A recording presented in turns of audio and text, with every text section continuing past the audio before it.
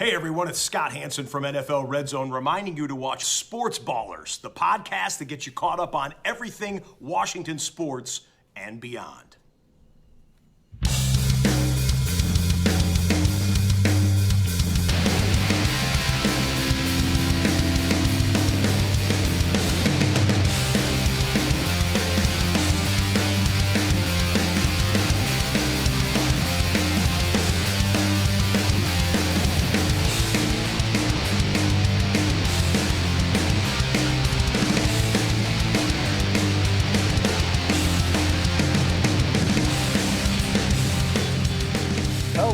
Welcome to episode 157 of the Sports Ballers podcast. I'm Corey Puffett, joined as always by Eric Meyer and Evan Ash. And today we got a very special podcast for you all. It is our fantasy football preview show. We do this every year, get a chance to talk about all the players that are really good but that aren't as good as everybody else, so we just trash them even though they are way better than we could ever hope to be at what they do. Really looking forward to getting into the show. Wednesday we will have our regularly scheduled podcast where you guys can listen to us talk about all the other sports that are going on, which is basically baseball and not a whole lot else. And then next week, we'll do our NFL preview, talking about who we think is going to do well, get our team standings, playoff predictions, award predictions from the preseason, all that good stuff. So let's kick today off with some talk about just generic fantasy football related stuff, league settings and things of that nature. This year, a big change in the NFL, of course, is we have an extra week of football in the regular season. 18 weeks, 17 games, all with 7 hours of commercial-free football. Can't wait to spend every Sunday with our buddy Scott Hansen, friend of the show, unofficial friend of the show. But let's talk about what we do with that additional week. I mean, a lot of different leagues have done different things. For those who have listened to our show in the past and are familiar with the way that we've done our league, we have 3 divisions of 4 teams, so a standard 12-team league, but get only 4 playoff teams, 1 from each division plus a wild card. And what we decided to do this year, because in the past we've had a perfectly balanced schedule where everybody plays their division opponents twice each and everybody else once for a 14-game schedule. Rather than expanding the playoffs, we decided to keep our competitive 4-team playoff going and expand our regular season by an additional week. Give all 12 teams an additional week of playing the sport that we all love to compete in the fall. And to do that, we basically decided to go off of the previous year's rankings roughly, based slightly also on how the division draft worked itself out. So, for example, last year Evan was in the finals against Steve in April. I can't believe it either.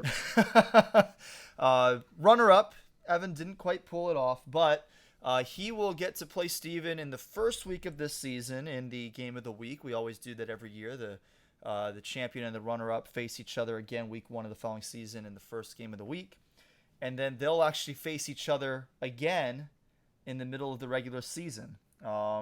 Since they were the 2 best teams, they'll face off against each other. The second 2 best teams roughly will face off against each other, and then so on and so forth. The only caveat being you're not going to play a division opponent for a 3rd time. So that additional game has to be against a non-division opponent. So, you know, if the 3rd and 4th best teams are in the same division, it won't quite work out that way. But it's an interesting way that we're making this work, and I'm looking forward to seeing how that turns out. But let's talk about some other things. Let's talk about some settings that we think that every league absolutely has to have. If you don't have these settings, then you're just doing fantasy football wrong. Evan, let me go ahead and start with you. I've talked long enough to start the show. Oh, okay. We haven't heard. Anyway, one thing I have to have is a competent and modern platform to play on. Um, I've played on CBS and Yahoo and NFL and ESPN and Flea Flicker. My favorite is still ESPN. But I got a fantasy baseball league on CBS Sports, and it's just sluggish and clunky. Um, I would just prefer to play on ESPN, or I do like Flea Flicker. I'd never even heard of it till you started using it, Corey. I mean, I hadn't heard about it really until leading up to when we started using it. I was looking for a site that would give us a little more flexibility with our scoring settings and a few other settings, but specifically with the defenses. We'd been on ESPN for the first 6 years of our league. Crazy to think that we're going into year 9 of the AFL, but I'd been really trying to get away from that 10-point kickoff bonus that we get from defenses on most platforms, where you start with 10 points for giving up no points, and then you incrementally lose points as your team gives up scores. I really wanted to get away from that, and through some research I saw that really there were only 2 sites that were free that would give us what I felt like we needed to fix that issue, and those were Sleeper and Flea Flicker. Everything I've seen is that Sleeper also is a pretty solid app, and if we were in a Dynasty league, apparently that's much better for Dynasty formats than Flea Flicker would be. But for what we've got, I really liked the UI of Flea Flicker. Sleeper has improved a lot since we moved over, but they weren't quite up to snuff at the time, and so we ended up going with Flea Flicker. But I've enjoyed it so far. I like the scoring options. We've done away with the kickoff bonus, and essentially you don't get any points for giving up a really small number of points for your defense. But once you reach a certain threshold, which we've determined as the average points allowed or yards allowed from last season, you start to incrementally lose points for every yard or point that your team gives up. And so far, I've liked that. I mean, I feel like the good defenses are rewarded properly with this format, as opposed to on ESPN, our old scoring system. A defense could have a pretty bad game and still score fine, or they could have a really good game and not really score much at all. So far I've enjoyed that.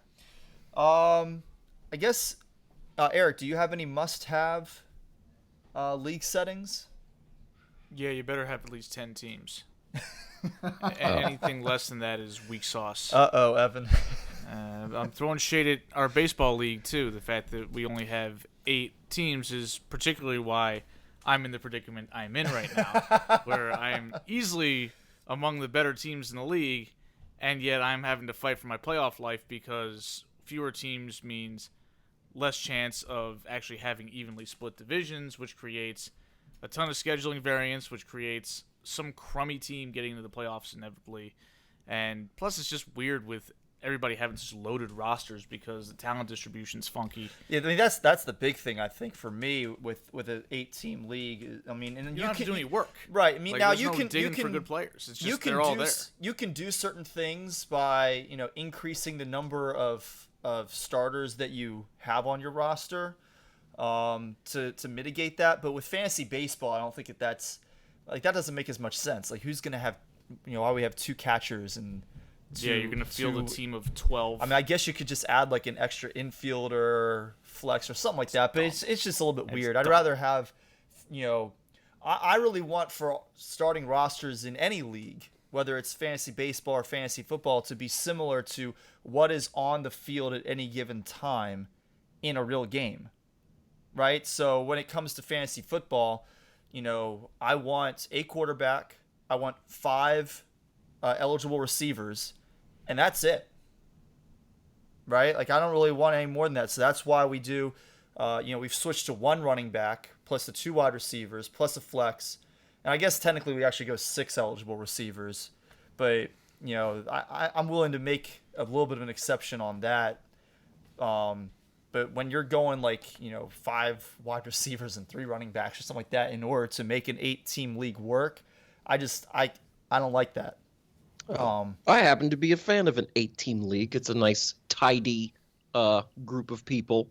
I found that Now, if you have 8 teams, you can also just not have divisions. That's true. yeah, we don't have divisions. Just play everybody twice, 14 games. Bit bam. Yeah, I find it's a nice, tidy number, and we've become, a close-knit group as the years and years have gone on. I feel like we've kind of achieved that for the most part in our 12-team league. We've had a little bit of turnover, but most everybody participates in the chats, and we have fun with each other. There's also less herding cats on the part of the commissioner that I have to do. Track all these people down for their money and stuff. Well, the league I'm in with you, that's 8 teams, we don't pay anything. Well, yeah. I've had another league where we have to pay, and it's like, oh, well, is this person paid? Is this person paid? What about this person? I haven't heard from him in years. Where's he at? And all this kind of stuff. So, it's easier for me, a nice, tidy 8 teams. I agree with Eric, though. I feel like 10 teams is kind of the minimum. 12 is the ideal. 14 is doable, but it's, the waiver wire gets pretty thin in that platform. So my must-have league settings, you've got to have half PPR or something equivalent to that. So we'll get to something that we're changing this year in our league. So we're not technically half PPR, but honestly, our scoring is it's going to end up being fairly similar to half PPR based on the test, what I looked at the comparisons last year. But half PPR, that's kind of become the standard.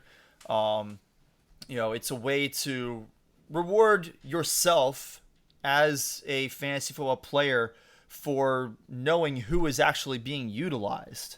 It's one of the reasons that we do offer some small points per carry, some small points per completion, but also penalties for incompletions in our league, because if I'm able to see who is going to be used in an offense, I should be rewarded to an extent for that, right? It takes a little bit of the luck element out, not a whole lot. Fantasy football is still majority luck from week to week, but you can at least get a little bit of that out of the way. You got to have fab. None of this, resetting the waiver wire every week to the inverse order of standings nonsense.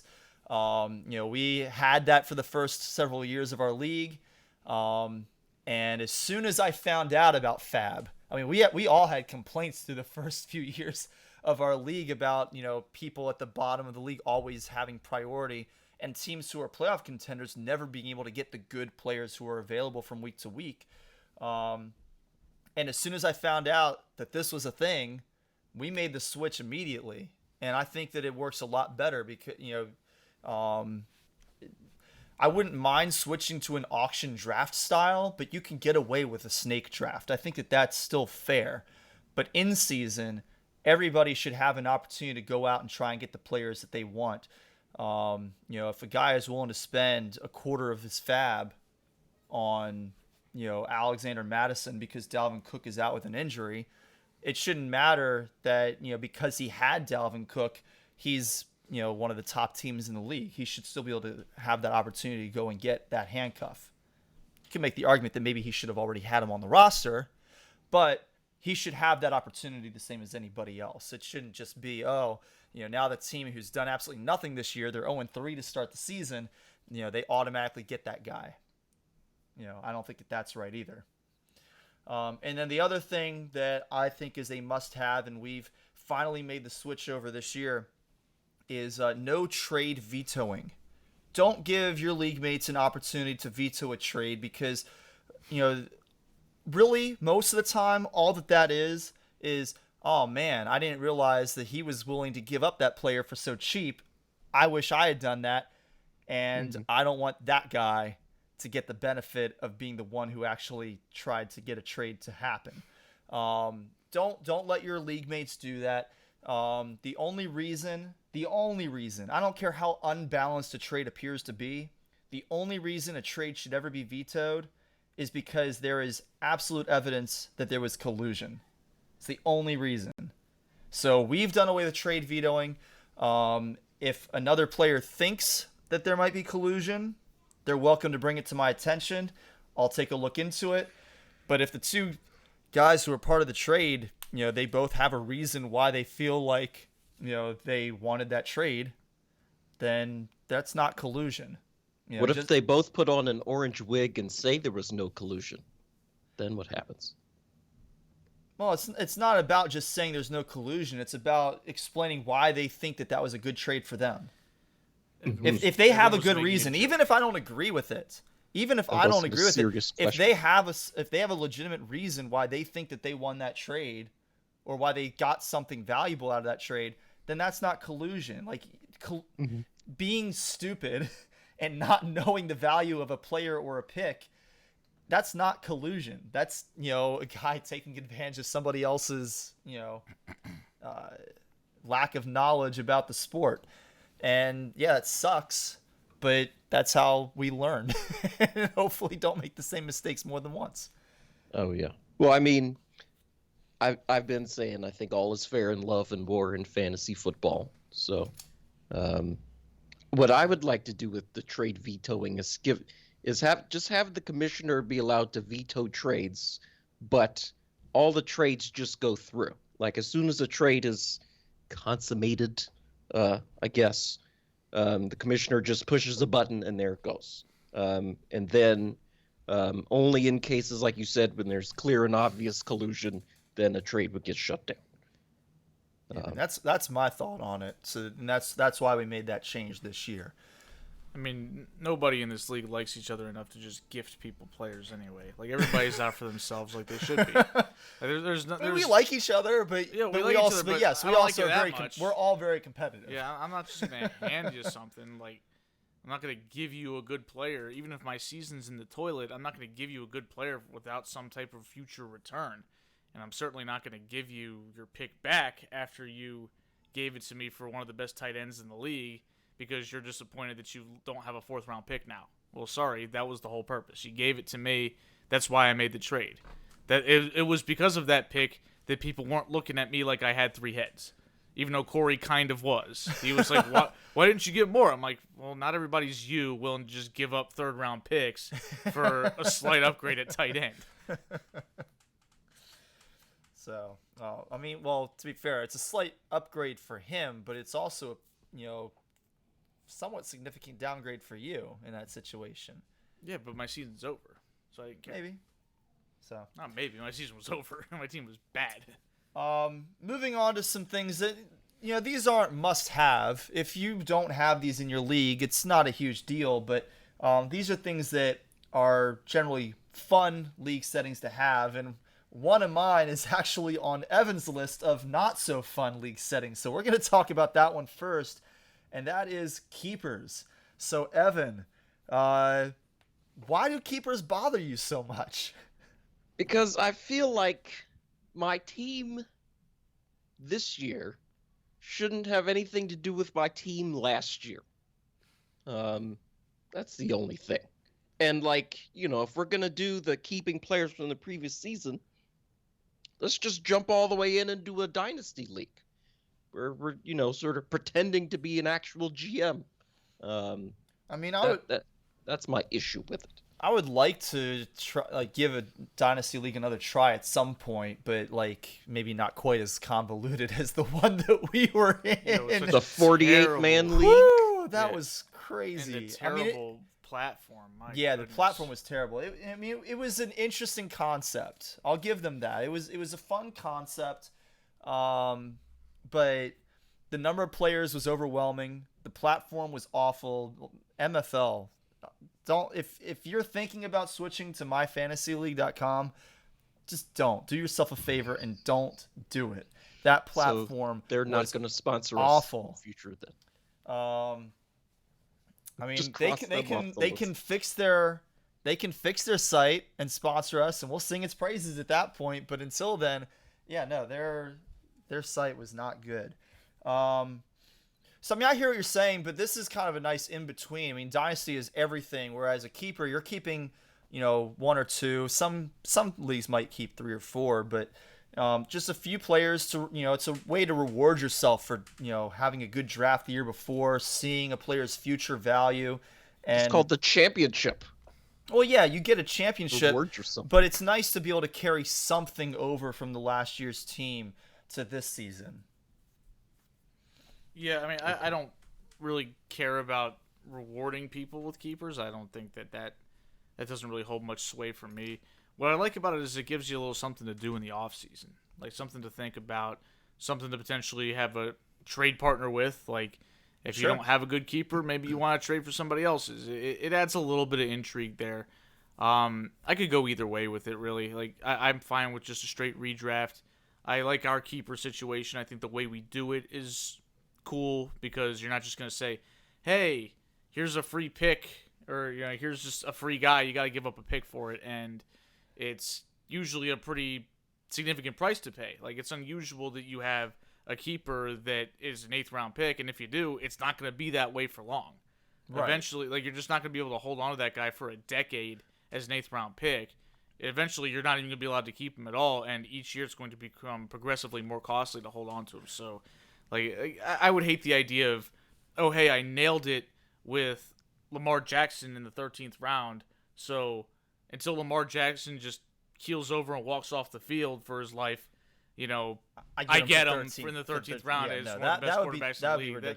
That would just be ridiculous, and because you pulled one rabbit out of your hat. Like, you can't say, well, I nailed that pick. I'm like, let's face it, you got a little lucky. Everybody gets a little lucky sometimes, and that's when the situation becomes, well, great, because you took a flyer because you were a Ravens homer, and you nailed Lamar Jackson, or you nailed Patrick Mahomes, like a former member of the league did.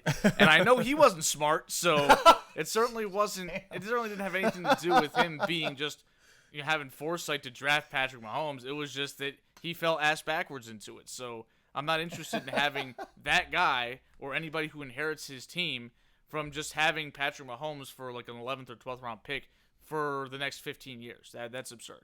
Oh my goodness! You have to talk off air as to who this person is. I don't think I've heard this story. I think you can figure it out pretty quickly based on which team has Patrick Mahomes and who used to operate that team. Patrick Mahomes has been on the same team every year since 4 years or something like that. Since he's been in here, but that team has changed owners in that time frame. Interesting. Okay. I'm surprised that Evan doesn't get that immediately, but I think Eric just sent it in the chat for you, Evan. I did. Yep. Oh. Anyway, okay. So the way we do keepers, because some leagues, it's Forgive like me your keeper is just automatically your first round pick, and I think that's a little bit that's not quite right, because it's very rare that all 12 teams are going to have a player who is worth a first round pick, and so I think that can cause a little bit of a competitive disadvantage doing it that way. So you make it round specific, get to keep them in the round they were drafted the year before, but then every year subsequently, if you want to keep that same player, there's going to be a penalty, and that's for our league either a quarter of the draft rounds or 2 draft rounds, whichever one is more. And then there's limits on if you have some leagues don't allow you to keep a player you picked up in free agency. We do, but the way that works is that they start with I think like in the 8th round, and then they can accrue some value over time, but not a huge amount of value over time. Another fun league setting that we started last year is a second flex position. So we took away 1 running back and added a flex. So you can still put 3 running backs and 2 wide receivers out there, or you could put 1 running back and 4 wide receivers. And I don't think that we saw that more than once or twice all of last season, but it just gives you a little more flexibility with your roster, and I think that's a good thing usually, to offer flexibility to a league where you can. I agree with that.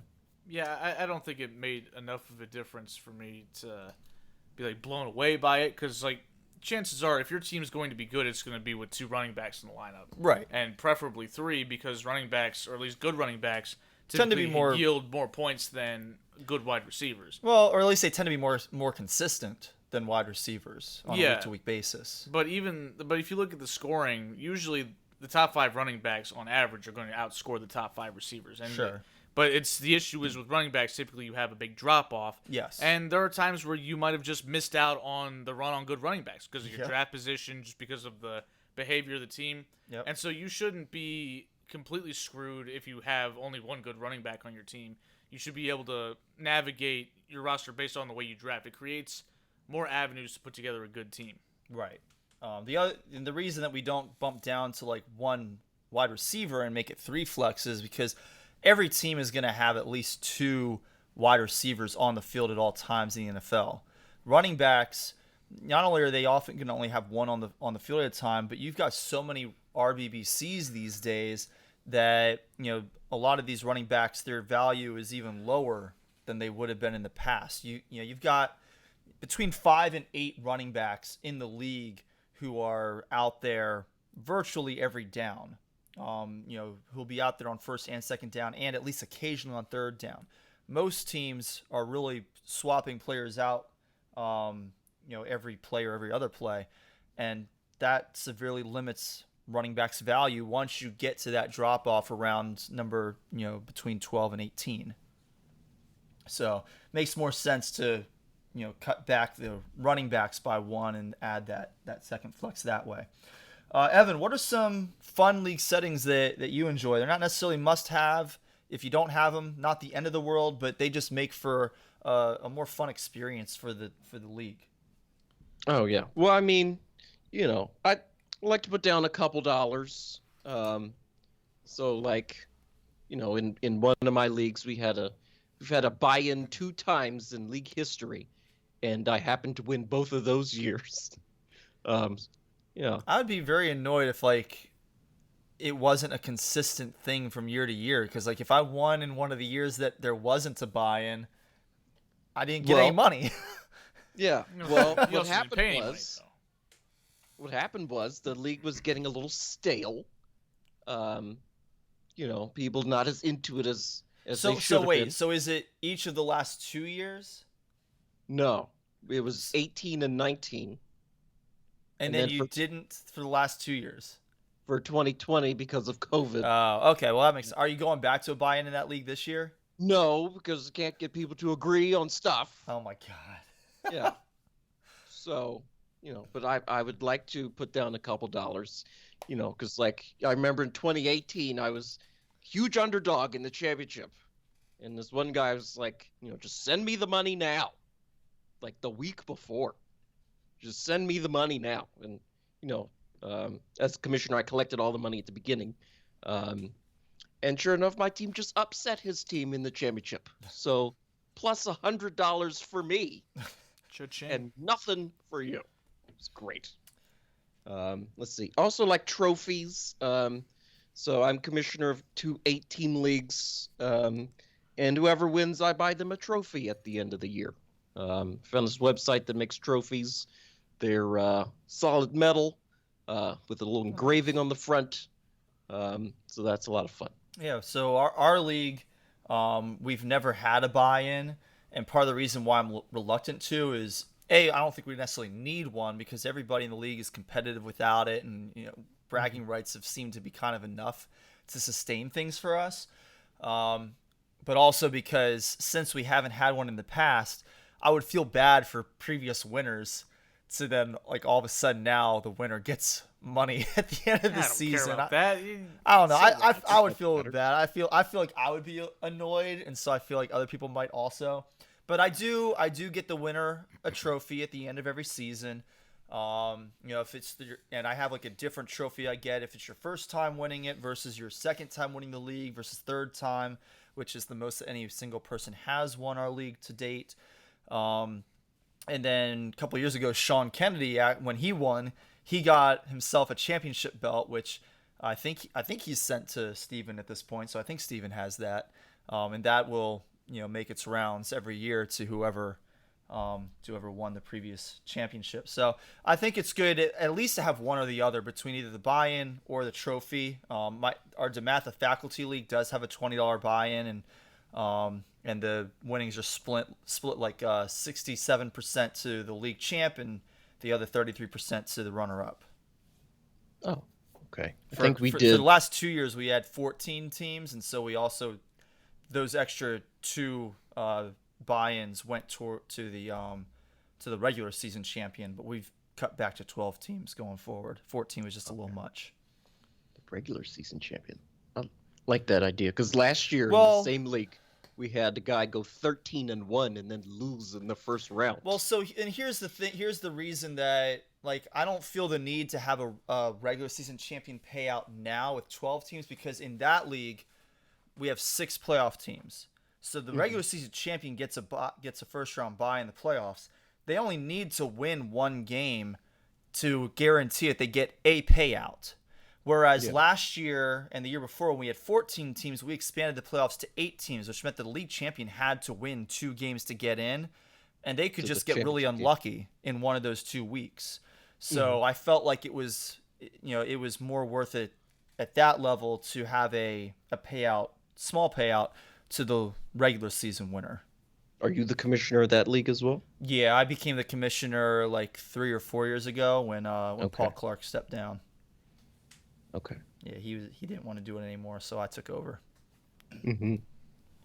I mean, the 2 leagues I'm commissioner of, like it was, I was in a friend group, and people were like, oh, we should start a fantasy league. We should start a fantasy league, and then nobody did it until the week before the season started. I just threw something together, like here's the league.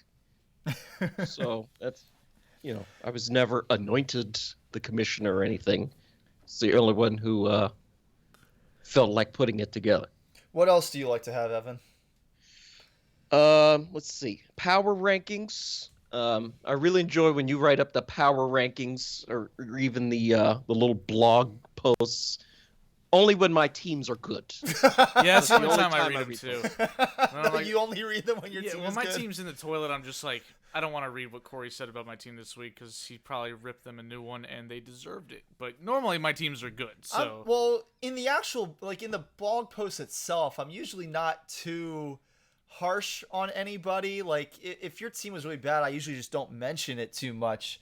I might make a little mention in like that short commissioner's comment of the power rankings. Yeah, that's when it happens. But the main blog post for me is more about, historical information for the league. This player, had the second highest score for a wide receiver ever, or this team, that kind of thing. There was a solid stretch for about 5 years where my team was making a lot of history and I was reading regularly. That didn't happen last year, so I wasn't as interested. I'm sorry. So power rankings and or some sort of blog post, a weekly recap is always a lot of fun. I think it just kind of keeps people, hopefully keeps people engaged most of the time. Apparently, maybe it doesn't do so much for the teams that aren't good. I'm still glad it exists, but it's just normally it's not so much because I'm not interested at all. It's just because it's Tuesday afternoon. I'm coming off a week where I just got my ass kicked again. I don't want to read about it. I just don't care. So if I waited and published it like Thursday, it might hit a little different. Would it? Maybe. I don't know. I might think about that. You don't have to, but it also gets a little stale then too because we're preparing for the next week. Maybe. Like people are like, oh, it's Thursday. We got Thursday Night Football tonight. We've already done our podcast talking about the next week's games. Let's recap last week. Now, Tuesday's fine.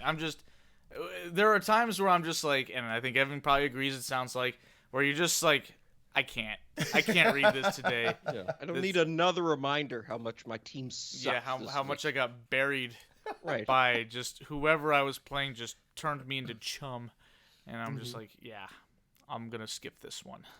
And Eric, but when it's good for my team, I'm like, ooh. Oh yeah, I'm reading up. Just I'm like, ooh. pour on the praise. What did please. Corey say about me this week? Great. Yeah, just.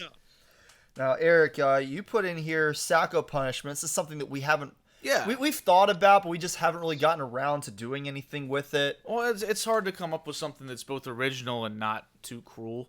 Because, right. Yeah. Like, you don't want to do something that's going to be so mean that it they just decide not to play. And also because we try to be decent human beings. Like right. We like to think that we're not bad people, but if we go out there and do obnoxious stuff that could really hurt somebody or humiliate them. Like I like some of the ones that I've seen, like we've talked about a little bit. The one where if you finish in dead last, you gotta go take the SAT, which you gotta plop down $50 to take a useless exam and sit there for 4 hours with a bunch of high school kids. Also being a grown man with all these kids. I think that's kind of funny. Like it is, it's funny and it's annoying for the loser, but it's not like something where you're like, well, damn, I feel horrible about myself right now. Or like I also like the one where that I saw where you have to go to a Waffle House and sit there for 24 hours, but you can knock an hour off of your time for each waffle you eat. So if you eat like 12 waffles, you can get out of there and only waste a half a day. I feel like I could eat like easily 2 waffles an hour to make it 12 hours. I feel like I'd get sick if I just kept crushing waffles. But 2 of them per hour? I mean, how big are Waffle House waffles? Are they that big? The size of a whole plate. Yeah, they take up a whole. They're not big Eggos. dinner plate. Yeah, they're not Eggo waffles. I figured they weren't Eggos. But like the size that comes out of like a Belgian waffle maker at a hotel, I'm assuming. Yeah, They're bigger than that. yeah. Oh, are they bigger than that? They've got more circumference. I think they're a little thinner. Okay, so maybe I could eat like 3 every 2 hours or something. Make it 18 hours. Well, if you eat 3 every. Did I do that math right, Evan? I don't think you did. 3 every 2 hours. For how long? You're knocking an hour off for each waffle you eat. So Right, so I'd knock off 1 hour for every 2 hours that I'm there. I'm pretty sure that means that I'd be there for 18 hours. I don't think You'd have the to math is sleep right. at some point. To be honest, I'd rather I'm pretty just stay sure in my there than- math is right. So, because how long would it take for me to eat 24 waffles? What do you mean? How long would it take? Depends on how fast you eat them. If I'm eating 3 every 2 hours. But you don't have to eat 24 waffles. Once time is expired, you're like, if I eat 12 waffles and I've been there for 12 hours, my time is up. So if I eat 3 waffles every 2 hours, that means I would have eaten 12 waffles in 4 hours, which means I'd be out of there in 12 hours. I And guess I'm thinking like 4-6 hours to knock that off. I don't know. Whatever, mind. Whatever. You trust me. Regardless, it's a lot of waffles to get out of there. I in did a not decent do the amount of math time. right. Yeah, that's tough.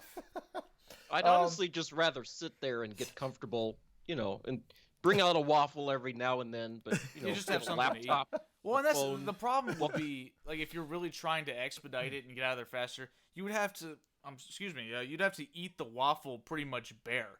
Because if you load it up with syrup and all kinds of other crap, it's going to be more filling, and it's going to limit how many waffles you can actually eat. So I would rather just do what you said, Evan, just hang out there and enjoy my waffle every once in a while.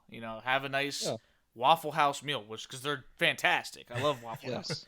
But I'm not going to sit there and just make myself sick just to get out of there a little earlier. Yeah, no, just there's never anybody else in the Waffle House, so, get comfortable, spread out. And then I jumped over to Eric because the last thing that Evan put on our show notes for Fun League settings was very vague. So I'm curious to see what Evan means by assorted shenanigans. Do you have any assorted specific shenanigans that are fun for a league? Like the punishments, Eric said, mentioned the power rankings, really anything that, gives people some good-natured grief for losing a particular week. Fair enough. Like we might bring that up on this podcast, for example. Friend of the show, Sean, is woefully terrible in fantasy baseball. Oh, dear. To be fair, he was getting married this year. I don't know what his excuse has been since then. Is he getting married again? Like, what's the problem now? He's busy being He got married 4 months ago. Yeah. Well, then I guess he's going to not do very well in fantasy football either. I think there's it's a little easier to get dedicated to fantasy football. That's true. One, fantasy football is more, up everybody's alley, I think, whereas baseball sort of, we're really just doing baseball to kill time until football, it seems. Yeah, which is why next year we will be done by this time with fantasy baseball. Yeah, and Plus, again, start on time. We will also start on time. We'll still take the week of the All-Star game yeah, off. that makes sense. Yeah, But we will start with week 1 next year. the All-Star break was glorious for me. I was just like, I don't have to worry about this crap today. It's nice. So let's get to a few things. Actually, I guess just one thing. For not so fun league settings. No, Evan does have something else. So Evan said any restrictions on the number of moves that can be made, which I 100% agree. I've seen a number of people make this complaint about their leagues, but Evan, do you want to elaborate? Yes, because the league is supposed to be fun, and you want to reward the people who are trying harder to win. So if a guy drafts his team, and then he wants to swap out his whole team because they all suck, then go ahead, please do. Light up the waiver wire, or trade everybody if you want. There shouldn't be any penalty or restriction for making a move. I'm in a fantasy baseball league where you have to pay $2 to pick up somebody in free agency. Why? Why does it cost money to change that? So now I'm stuck with these guys who aren't any good. You're talking like real life dollars? Yeah, straight cash homie. Yeah. $2. I don't really care for the only reason why I would ever accept a real life financial obligation for making a roster move in fantasy football is if it's a money league and that money is going into the pot that goes to, it's split between the winner and the runner-up, or all goes to the winner, however you divvy it up. I mean, yeah, that is the only reason why I would ever accept that. Like, other than that, there's never a reason to charge people actual money for making roster changes. And I agree completely that there should not be any restrictions on the number of moves that you can make over the course of a week or over the course of the season. If you want to change your whole roster out, go for it. Mm-hmm. It's probably not the best idea because there's generally a reason why some players were on your roster through the draft and through free agency and why other players were not. But if you want to make a bunch of moves in a week, do it. Like that should be what you're allowed to do. And like Evan said, reward the people who are actually making an effort to be competitive and to win. I mean, that's the whole thing about fantasy football is in some leagues, at least, it can be difficult to keep people motivated to try and field a competitive lineup week in and week out, especially if they're not doing very well early in the year. So, to then potentially further restrict those teams who are not doing well by saying, well, if your team sucks, sorry, you can only make 2 changes this week. Wow. Eventually they're going to be like, okay, well then I'm just going to call it quits for this year and hope that I draft better next year. Yep, time to tank. So my thing that I don't really like are threshold bonuses. And I know Evan likes these at least enough to have them in his league that I'm in, but I don't like threshold bonuses. So, and when I say that, I mean like, a bonus for reaching 100 rushing yards or 100 receiving yards or 200 or 300 passing yards or 400. Because it's arbitrary. Yeah, it's such an arbitrary number. Like, it's a nice round number divisible by 100. Ooh.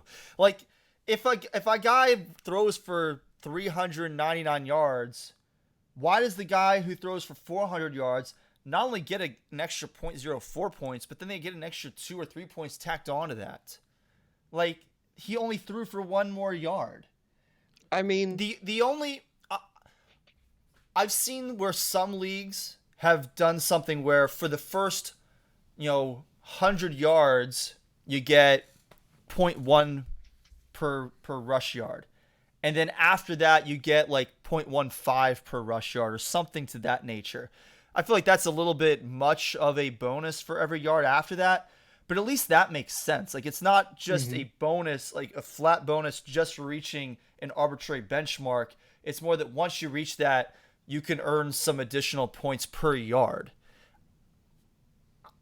I can accept that. I still don't really like it, but I can accept it. What I don't like is just a flat, as soon as you hit 100, you just get 2 points or whatever it is. You already got 10 points for rushing for 100 yards. 111. I mean, yeah. Because the guy who ran for 99 yards only got 9.9. Why does the guy who ran for 1 more yard an extra yard get an extra 1.1? Yeah, but that extra yard doesn't bad. actually mean anything. But that extra yard doesn't mean any more than the difference between 98 and 99. He already got an extra yard from 98. The thing is, okay, so Eric is over here being all extra, which I appreciate because it's to emphasize my point, but it's also distracting me. It's a good point, though. I mean, like, I am a strict pragmatist when it comes to fantasy football scoring. You get what you earn. You don't get bonuses because I hit a magic round number that humanity has deemed as nice and neat. Like, a 1 yard is 1 yard, whether it's your first yard, whether it's your 100th yard, whether it's your 200th yard, I don't care. that is how many yards you accumulated. You get a certain level of payout per yard. There is a rate. You don't get an increased rate because, oh, well, I hit 50, so let's ramp it up. No, you hit 51 yards.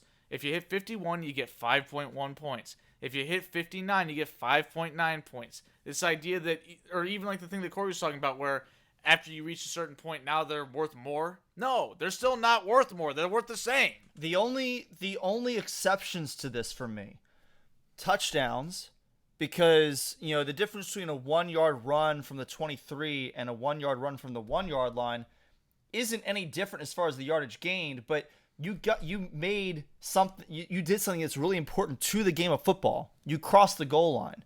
And something that, again, I already mentioned we added this year is the point per first down thing, right? Because a 1 yard rush from, you know, 2nd and 9, well, that's not very good. It's a useless play. That's a useless play. It's a negative play according to DVOA.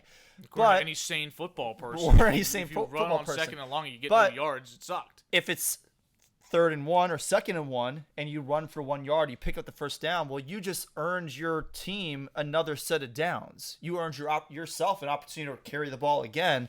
And so that, I think, is more valuable, and that's why, you know, we feel like a point per first or half point per first down is really what we're doing is worth it. Well, let me defend the bonuses because, Go for it. First of You can all, try.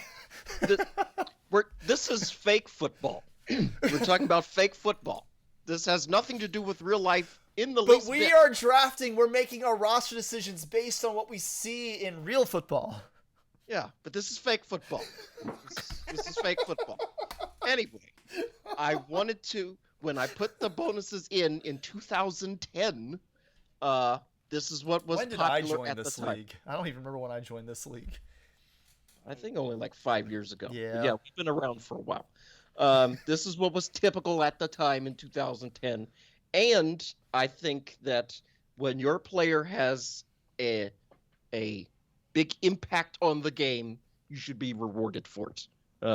Feel free to jump down my throat. There are bonuses for big plays as well. You already got points for making a big impact on the game. If you ran for 250 yards versus 75 yards, you already got 22.5 instead of 7.5. Well, we're just going to sprinkle a little extra on there then. Evan just did the Robert Downey Jr. Yeah. I appreciate the visual meme there, Evan, but you're wrong. I've said it before. I'm not a fan of like arbitrary points being handed out. Like, I just think fake football. Yeah, in fake football. Yeah, fake football or not. Like, and the only reason why I hate it is because again, fantasy football is probably, if you make the playoffs a lot, it probably means you're good. If you win a bunch of championships in a short span, you got lucky as hell. Like that's really how it works. So it's heavily luck based. And so you go into that with the understanding that if you had these bonuses, somebody might get lucky and it might actually flip the outcome of a game. And you live with that because it's fake football and it's fantasy and it's dumb. And this entire thing is dumb, but we love it anyway. But if we can avoid that. Yeah, but what I just don't want is some dick sitting there saying, "Hey, I beat you. I'm smarter than you because my running back randomly got 100 yards," which on the dot. Lose. On the dot. Yeah, somehow I didn't. My running back got 99, and I ended up losing by half a point. Yeah, that is too bad. Okay, that's life. I understand it's too bad, but just sit down and shut up and take your lucky win then. Play with the rules you have, and if you got those, fine. Yeah, but I don't like it. I'm not a fan. I don't like it. If you ask me to play in a league with those bonuses, I wouldn't say no outright. But if you ask me which I prefer, I would prefer the bonuses not be there. But I remember back in my day when I first started playing fantasy football, they had where you had to reach each 10-yard threshold just to get any points. Oh for my those God! 10 yards. That. I got 69 yards. I got 6 points. I was in a Yahoo league for a few years that had that. That was awful. Unbelievable. Like, because then your guy is like sitting at 99 yards and he has 9 points versus the guy who got 100 yards exact and he got 10 points. That is really ridiculous. That's like even more ridiculous than the bonus points. Or imagine if you because we do this to mitigate like quarterback kneel downs because you only typically lose a yard on that. But imagine if you had like a running quarterback and he ran for 59 yards that day or 60 yards that day, and then goes into victory formation and takes a knee. And normally we've got the carry to cancel out the lost 0.1 yard. But imagine if you lost a full point. Almost. Not quite anymore because the carries went down this year. Well, whatever. The point is the penalty is not that drastic. You could potentially lose damn near a full point over something that's supposed to just be an end-of-game play. Or you could just be like Tom Brady when he reached his thousandth career rushing yard, and he made sure to kneel forward so that he didn't lose it, which, of course, people mocked because it was lame. I think all of that stuff counts, in terms of losing points on kneel downs and stuff like that. My favorite thing, though, is when the quarterback is just like a dummy from college who can't handle snapping the ball or receiving the ball from under center, so they have to do the kneel down in the shotgun, and they do it like 3 times, and they lose like a total of like 12 yards. I'm just like, this is excellent. As long as it's not your quarterback. Yeah, but you deserve to lose those points for not having a quarterback that can handle a snap under center. True. That's sad. Oh yeah. Well, Wait, which quarterbacks are you thinking of right now? I've seen it happen. Like it happened with the in the NFL. Yeah. I know I've seen it in college. Like it's like certain now some of these guys might not have actually been playing like in somebody's lineup because they might have been backups. But I remember Derek Carr one time was receiving all the snaps in shotgun to take a knee. I do remember that. And he it was did that weird once. as hell. It was really weird because he definitely can receive. He does. Oh, I think he might have been dealing with a finger injury. Well, tough luck. You should have been under center. Tough luck. Like, come on. Okay, so let's talk before we get into the draft portion of our show, talking about rankings and stuff. A few new settings that we're trying this year. I brought up the point per first down. We're doing half point per first down. One thing that I really wanted to do though is I didn't want for scoring to be too inflated from previous years just by doing that. So when I went and looked at some of the when I compared our old scoring system versus the new scoring system using last year's stats, most players at each position scored just a little bit more over the course of the entire season, but less than like a point per game for most of them. A few people scored less, but what we did was half point per first down for rushing and receiving, and I think like 0.2 points per first down for passing, something like that. I forget exactly. But then we also decreased some other things. So receptions go down from half a point to 0.1 point. So, some 6-yard receptions are only going to be 0.7 this year instead of 1.1. But then if they get that first down, now it goes to 1.2. So, overall it sort of offsets that when they get those first downs. Rushing and passing rushes are 0.02 and passes are 0.02 for completions, but still minus 0.1 for an incompletion. So 0.02? Yeah. So small bonuses for those. Goodness gracious. So if you complete 75% like I of your said, passes, you lose points? So yeah, yes, technically, but you're also going to get points for the first down completions. That's true. So that sort of offsets it, and quarterbacks still, on average, score at least the top 20 quarterbacks still on average score slightly higher than they did under the old scoring system. So what you're telling me is that when I customize the scoring to spit out a cheat sheet for a draft ranking, I need to do all this weird stuff. Sort of, but honestly, if you use half-point PPR, it's still going to be close to the same. It's not going to be exact, but it's going to be very, very close. And that was something that was really important to me. I didn't want to inflate scoring. I didn't want scoring to change too much. I just wanted for more football plays, important football plays, that's touchdowns and first downs, to benefit us in fantasy. I like that. So I wanted our benefits, our scoring, to come more from football plays rather than just making a catch, taking a carry, completing a pass. But you still do get a little bit of a bonus for those. And it makes sense because as a bunch of nerds that talk about football all the time and who emphasize DVOA, right. DVOA is entirely built around the concept of picking up first downs. Right. The idea is we don't care how many yards you got. Did you get closer to achieving the goal of picking up the first down or scoring a touchdown in a goal situation? So that is kind of the objective of football. Is the interim objective is Keep moving the chains so you can stay on the field, and eventually you'll score a touchdown. That's how you win games. Now, one other thing that we added to score, or a couple other things that we added to scoring. So we now have penalties for pick sixes. So if your quarterback throws a pick six, he's already lost 2 points for the interception. He'll lose an additional 4.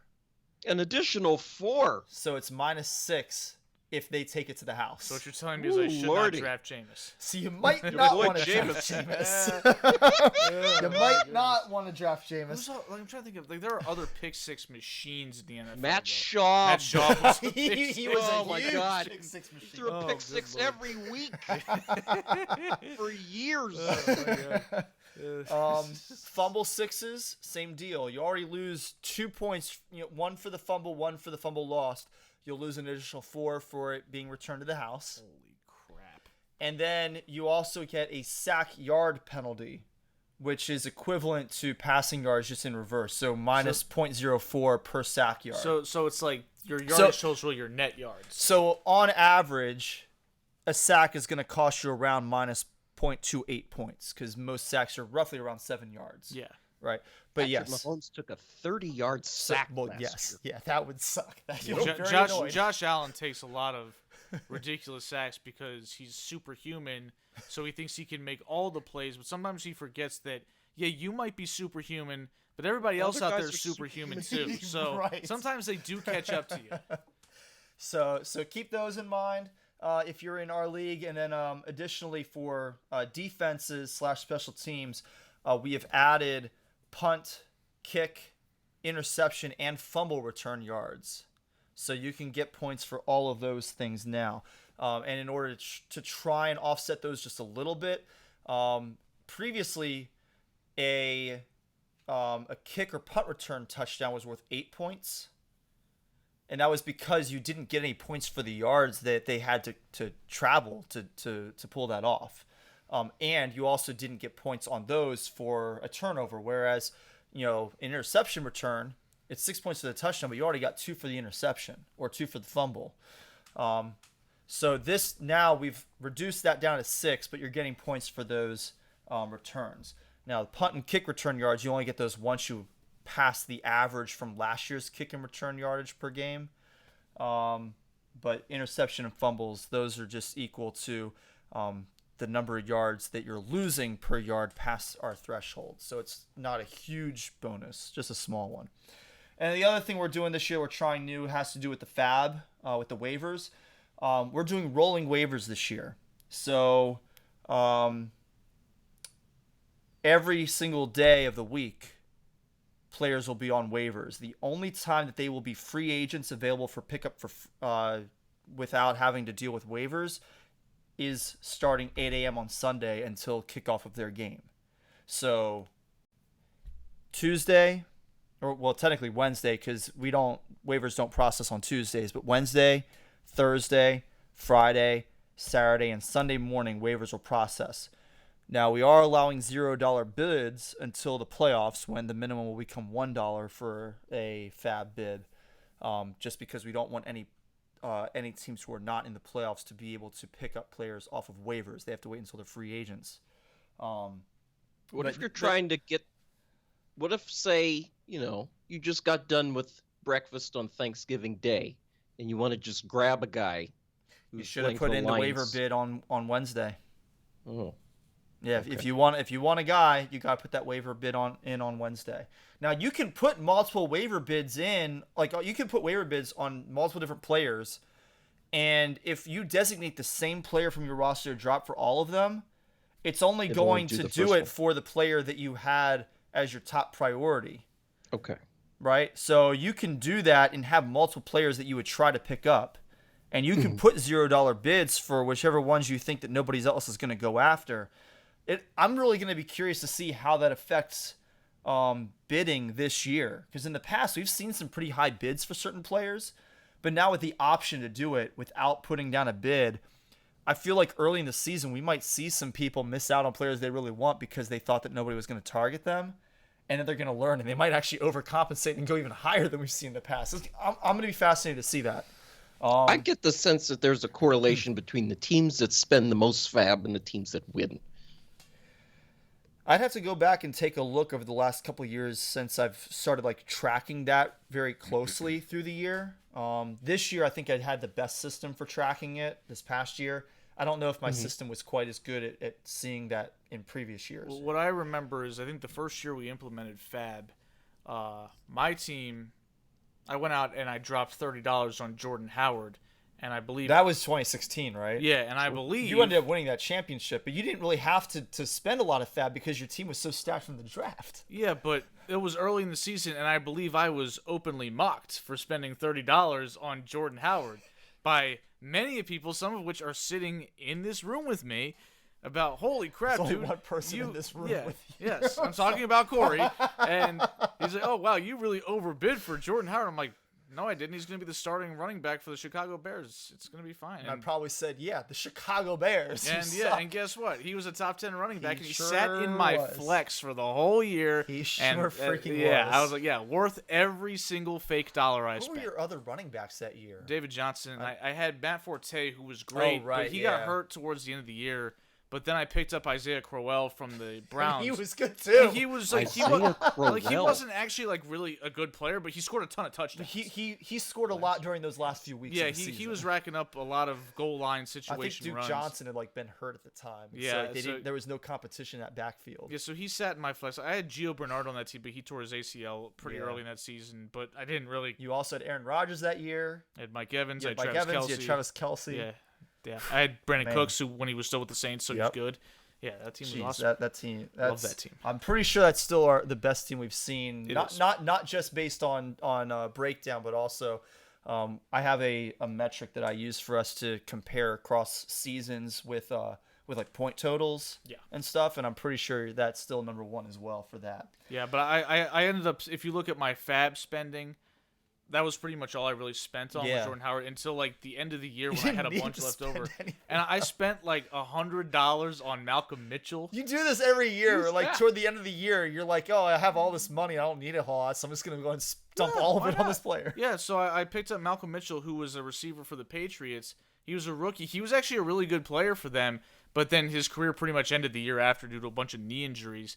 But I was like, okay, this guy actually produces, and I mostly picked him up just so that other people couldn't get him in case he went off. And then, of course, that was a mistake because the best player on the waiver wire that week that nobody even cared about was some guy named Ty Montgomery, who Adam picked up.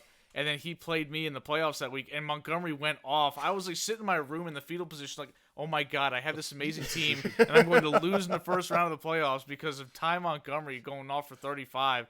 But then Brandon Cooks went boom, and the rest is history. Maybe next offseason something we could consider is like Fab rolling over, but I feel like that might be too much.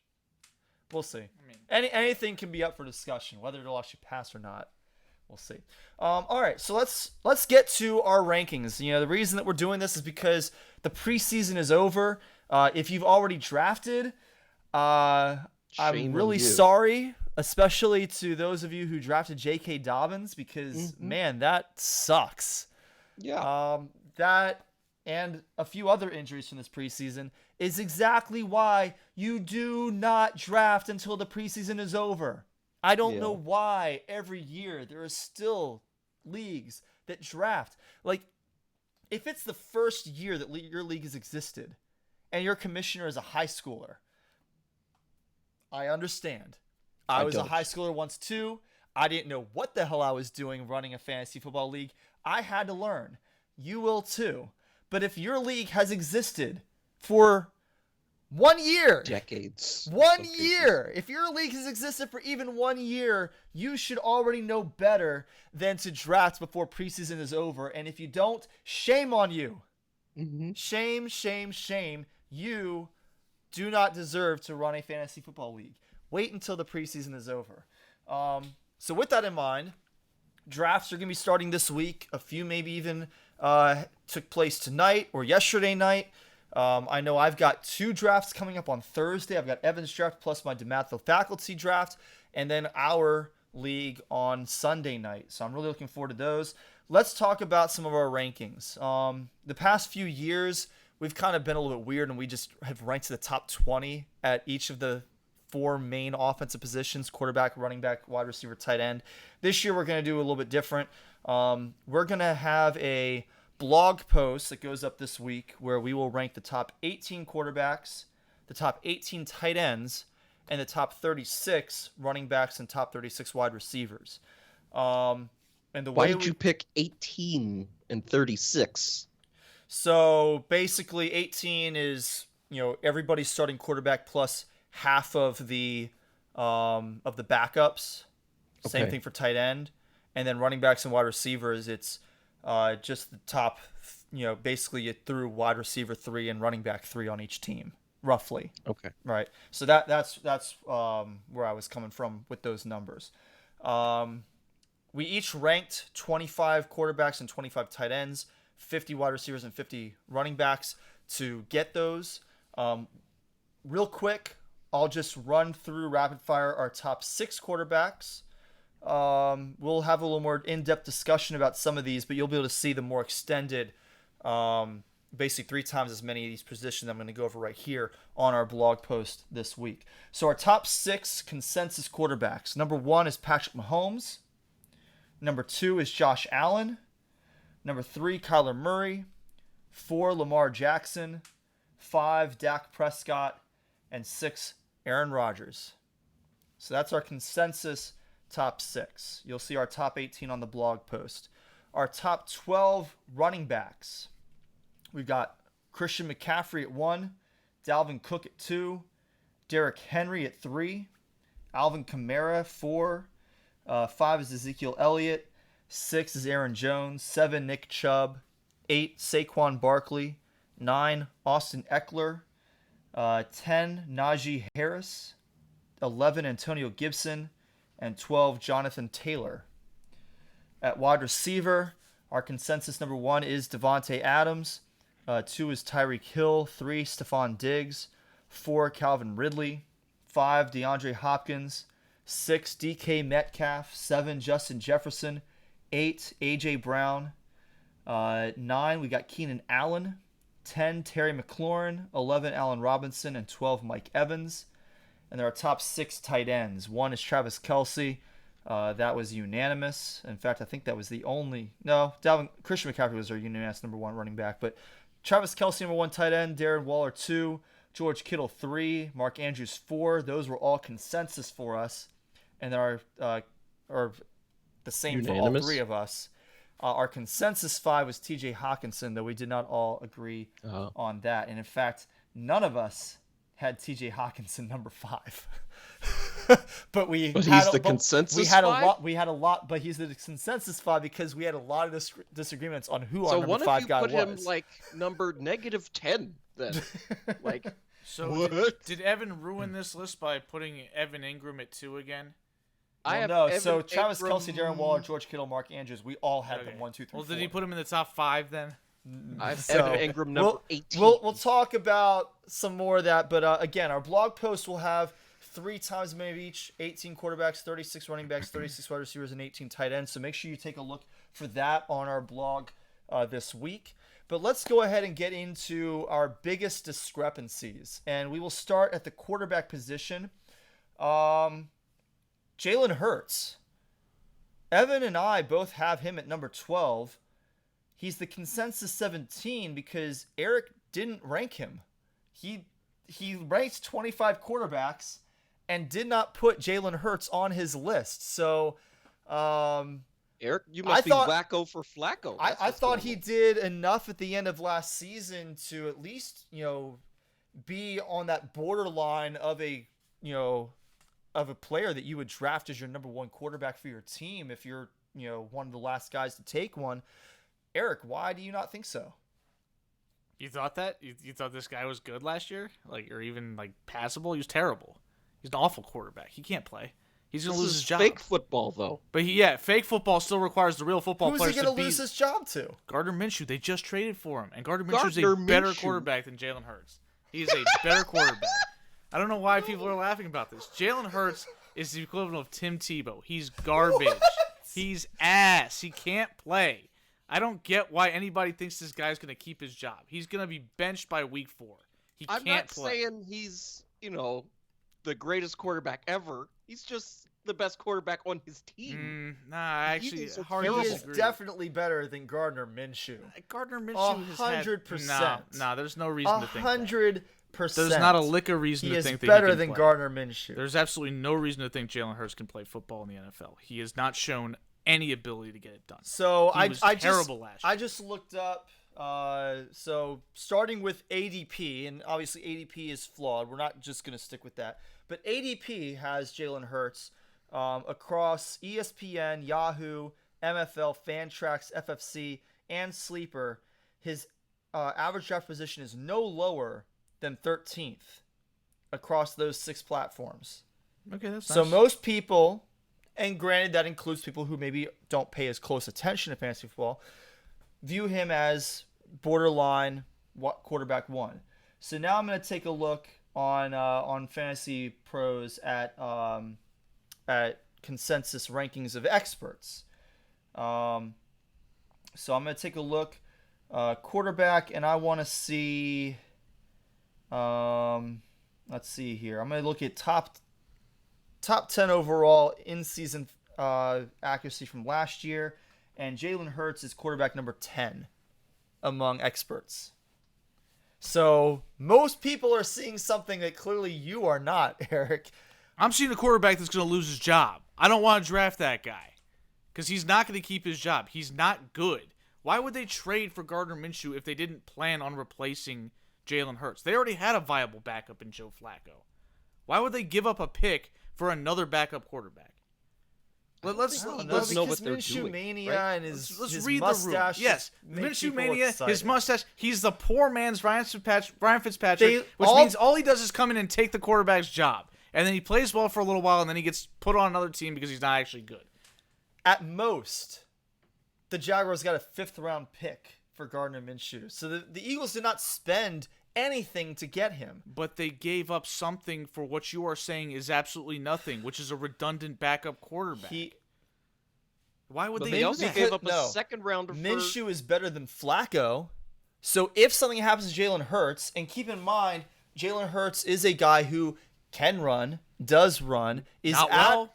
One of the worst DVOAs rushing for quarterbacks last year. One of the worst didn't passing get a lot DVOAs. He didn't get a lot of time to play. Okay, so suddenly now, he showed enough, but his DVOA numbers show that he was awful in both capacities. It's a small sample size on both ends of the spectrum. But he hasn't. There's no reason to think he's good though. The point is though, What he's he put on does tape run. sucks. The point though isn't so much about how well he runs, that he does run, and so he's at an increased risk of injury. So if you can get a better backup than what you already have, Or they think he sucks and don't think he's going to be able to hold on to the job because he sucks and won't be able to hold on to the job. So they'll replace him with Gardner Minshew, Yes. who also sucks and won't be Yes. able to hold on to the job. That's right. They're going to get a crappy backup to We're replace just their going in a crappy circle starter. here. That's the Philadelphia Eagles. That's what they do. Regardless, he's not going to keep that job. Nobody believes in him there. He has no friends in that locker room. They hired Nick Sirianni to coach up Carson Wentz, and then they traded him. He has no interest in coaching Jalen Hurts, and Jalen Hurts hasn't shown any ability to actually be a legitimate player in the NFL. But they drafted Jalen Hurts with a second-round pick, though. Like, they're going to run him out there. Yeah, you got to give him So a they obviously season. I mean, can't. he got You don't have what to 3 give him games anything. last year. You don't have to give play? him squat. You don't have to give him anything. He can run out there for a month and be terrible, and you're going to see all the Eagle fans booing and wearing their fake mustaches, calling for Well, no, Minshew because he's mania. going to be better And than then- Carson Wentz was, so they're going to like him at least initially. That's not how Eagles fans operate. You know it. You know it. This pick or lack thereof for Jalen Hurts is predicated on I don't think the Eagles believe in him. And the reason why I don't think the Eagles believe in him is because of their actions and because he hasn't given them any reason to believe in him. Who do they believe in, though? They believe in throwing snowballs at Santa Claus. That's seemingly it. But I do believe in that. I mean, like, at least again, the fans do. if I had, like, regardless of what I think of Jalen Hurts as a player, if I thought that they were going to give him a legitimate run out there, I probably would have ranked him somewhere in the mid-teens. But I'm just reading the tea leaves here. They clearly don't like this guy. I think you saw a Grim. Maybe I did. Maybe I saw Grim on behalf of Jalen Hurts. And again, I like Jalen Hurts. I liked what he did in college. I don't think he's a good quarterback, and I don't think the Eagles like him that much. So, not confident he's going to keep a job. He is a DND for me. Fair enough. Joe Burrow, I am squarely in the middle of Eric and Evan. He's consensus number 14 for us. I've got him at number 15. Eric has him at 13. So, like, we're not way ahead of the consensus, but Evan is the reason why I pushed back because he has him back at 18. He's barely in his, draft as a quarterback 2 kind of conversation. I mean, a lot of teams in our league will draft a second quarterback, but in a lot of leagues, that's not really an option because we actually allow more bench spots than some leagues do. Evan, why are you a good bit lower on Joe Burrow than Eric is? Because he's coming off of the injury. He had the injury pretty late in the season last year. He tore his knee all up, ACL, MCL, something else, CL, He's like all of expected it. to start week 1, though. Yeah, but like what I've heard is that he's not, his knee might be fixed and reassembled, but like it's not all there mentally for him. I'm not saying he's stupid or anything like that, but like he hasn't mentally recovered from the injury. Does he trust that leg to be able to run out and play this most incredibly violent sport? Those people running at you and be able to deliver the football on top of the fact that his offensive line still sucks. And the Bengals not only took pictures in their new uniforms with this giant scar on the quarterback's knee, they didn't draft a lineman to fix the offensive line. What are they doing? That's so, fair. that I think Joe Burrow's going to be good at football, but I'm not going to bet my fantasy hopes and dreams on him this season. And to be fair, Eric and I, neither of us have him as a quarterback 1 this season, and it primarily is because of the injury and because of that concern. If he's healthy, and if mentally he does, get, trust his body to hold up fairly quickly in the season, I think he could potentially be a quarterback 1. Obviously, the offensive line, is troubling, but he's got weapons on that team, wide receiver, and they're going to be losing frequently enough that he's going to have to throw the ball. Yeah, but I'm going off the information we have right now. Fair enough. There's still been no games. Fair enough. And if he's going out and lighting it up, then obviously my opinion will change. Yeah, like the injury concern is always there because we've heard about quarterbacks and other players at other positions not quite performing at their typical level for that first year back because they're trying to figure out can they trust their body to hold up, and they're not quite physically where they need to be because mentally they're not sure of themselves. Tom Brady, after his his one ACL tear that he had, the following year, again, he was good, but the previous full season he played was his 2007 undefeated season where he rewrote the record book. And then the year after that first year recovering from the injury, he lit it up again and was unanimous MVP. So there seems to be that year of recovery required sometimes for these quarterbacks to feel better. But I looked at it and I just saw a whole bunch of unknowns and unprovens in that middle area of the quarterback rankings, like the mid-tier, like high-end QB2s.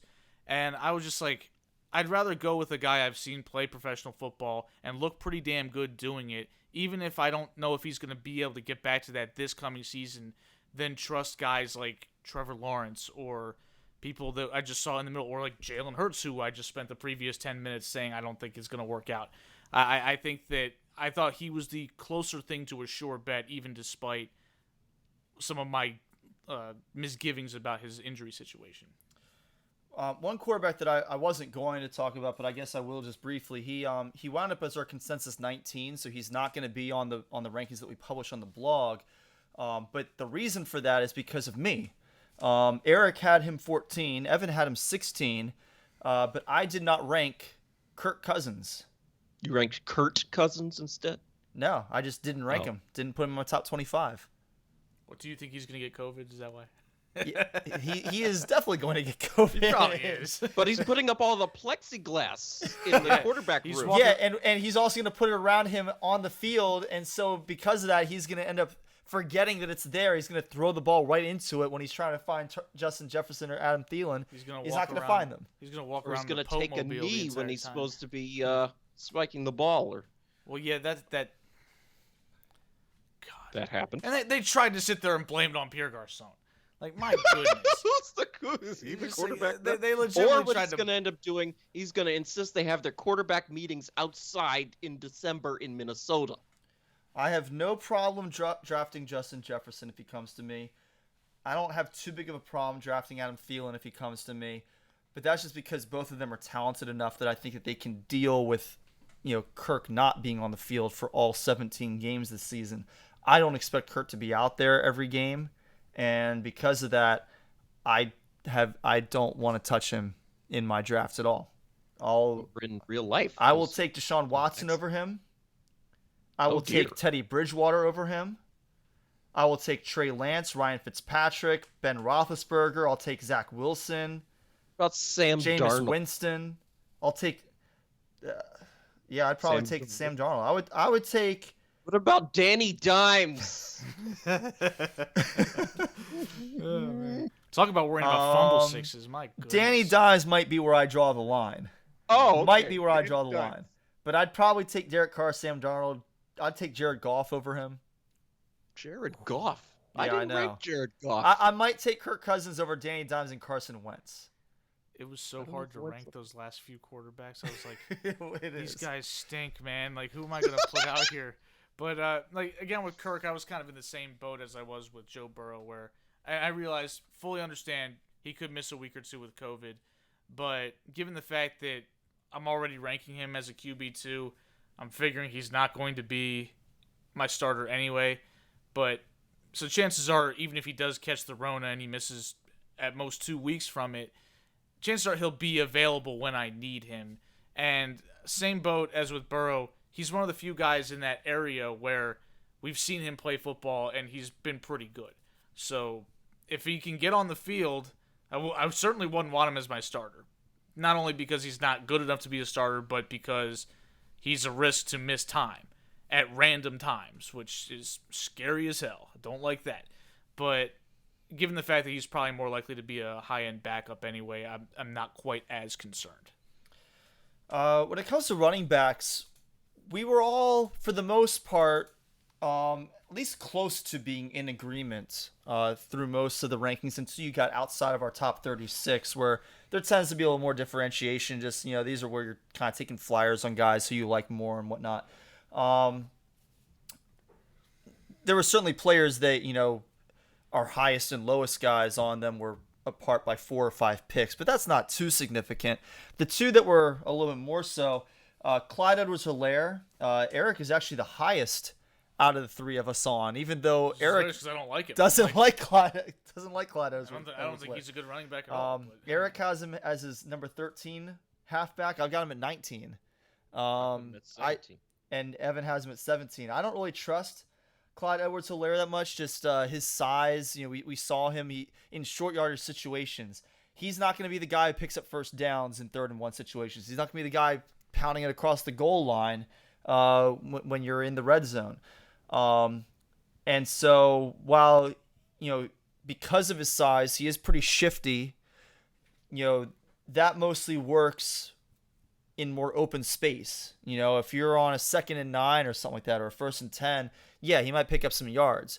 But when you get into those short yard situations where the defense is stacking the box, he's useless.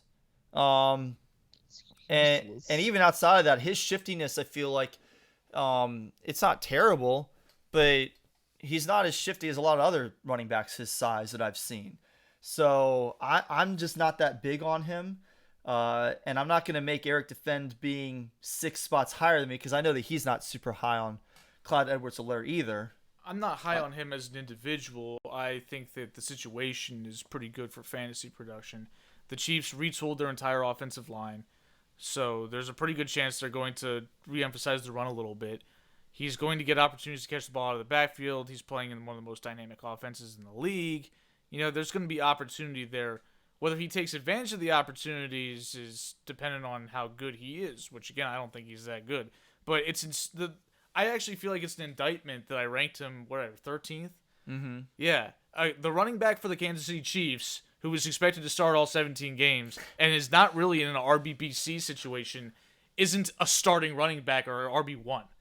that's an indictment of what I think of Clyde Edwards-Helaire as a player. It says I don't think he's that good, because if they were still running out Charkandrick West or Spencer Ware, you bet your ass they'd be in the top 7 or 8, like not quite top 5 or something like that, but they would be RB1s. Not Clyde Edwards-Helaire. Can't trust him. He can't. I watched him on the first game of the season. He got stuffed on the goal line 6 different times. Yep.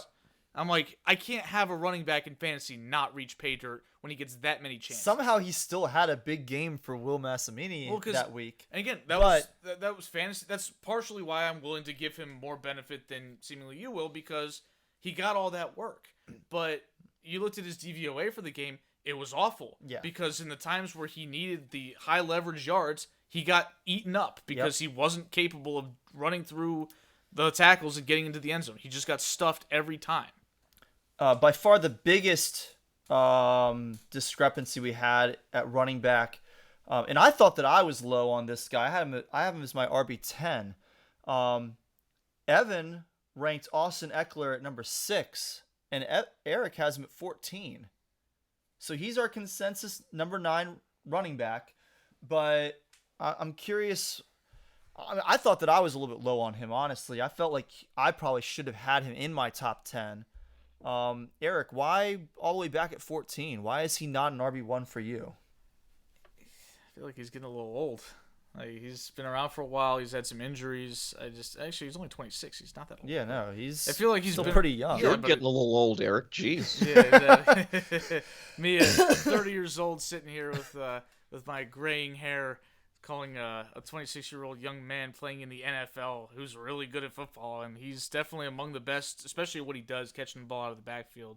But again, coming off a sort of a shortened season where he didn't get as much work, I mean, it wasn't what I expected last year, so I kind of just a little hesitant about him. There's something that concerns me coming off of a season where he wasn't able to make it all the way through. Oh, well, maybe. I mean, I think I might be a little high on Austin Eckler, but I think that's got to do with, like, I've had him on my teams in the past, and he's done well. Sean had him on his team the year he won the championship. Yeah, and the Chargers went full on Melvin Gordon, who? Like, this guy wanted to make all this money. They send Melvin Gordon up the road, and they just give the ball to the backup running back, and he does just as fine. So, Austin Eckler, maybe he's just a guy I trust based on past experience. If I'm this far off, I'm like, did the Chargers get a different running back that I'm missing? But like you said, he's going to catch the ball out of the backfield. He's their number 1 guy. Their offense should be on the good side of the league, I guess. So I think he'll do pretty well. Let's move on to wide receivers. Let's see here. We'll start Adam Thielen. I brought him up a little bit ago. I'm a bit lower on him than you guys. So Evan has him at number 17. He's our consensus 20. I have him at 23. Not a huge discrepancy, but still a bit of a difference. And a lot of that just is, he actually is getting a little bit older. Adam Thielen is 31 years old. I already mentioned my issues with Kirk Cousins and the fact that he probably isn't going to stay healthy. Justin Jefferson has definitely taken over, I think, that wide receiver 1 slot.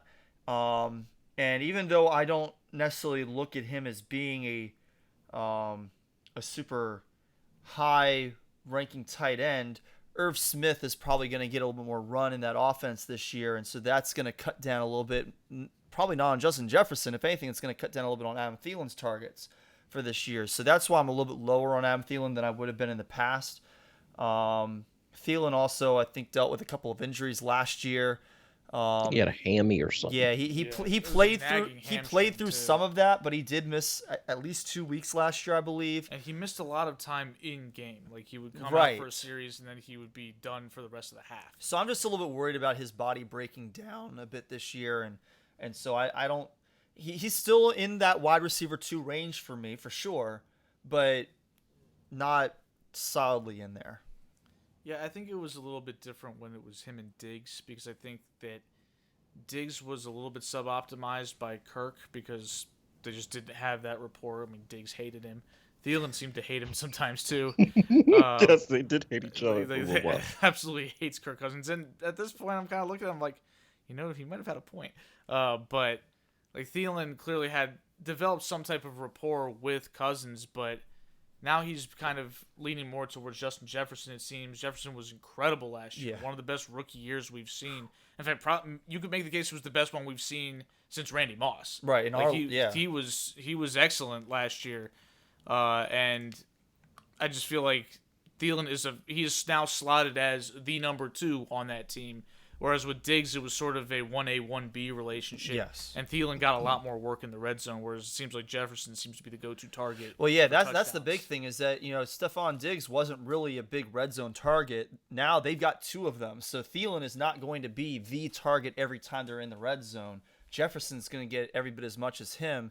And Irv Smith has good size, so he'll probably get a few looks himself. Plus, you also have to keep in mind that last year was the first season that Dalvin Cook was healthy the whole time, and he is a big factor in the passing game as well. So, yes. And when he's healthy, they also lean on the running game even more. Like that was a big part of the reason why the Vikings were able to have some success both in 2019 and 2020.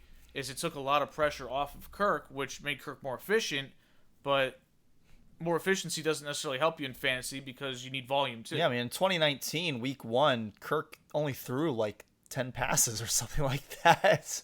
And then he got screamed at by Adam Thielen, who was basically, what are you doing, you dope? And then suddenly things got better, except not with Diggs because Diggs still hates him. Apparently. So that's why I'm a little bit lower on Thielen, but I mean, he's still worth a look at as a wide receiver too, for sure. Could be a flex option too if you're. Yeah, sure. Even if we're a little too bullish on him for that. Yep. Our consensus number 30 wide receiver is Jamar Chase.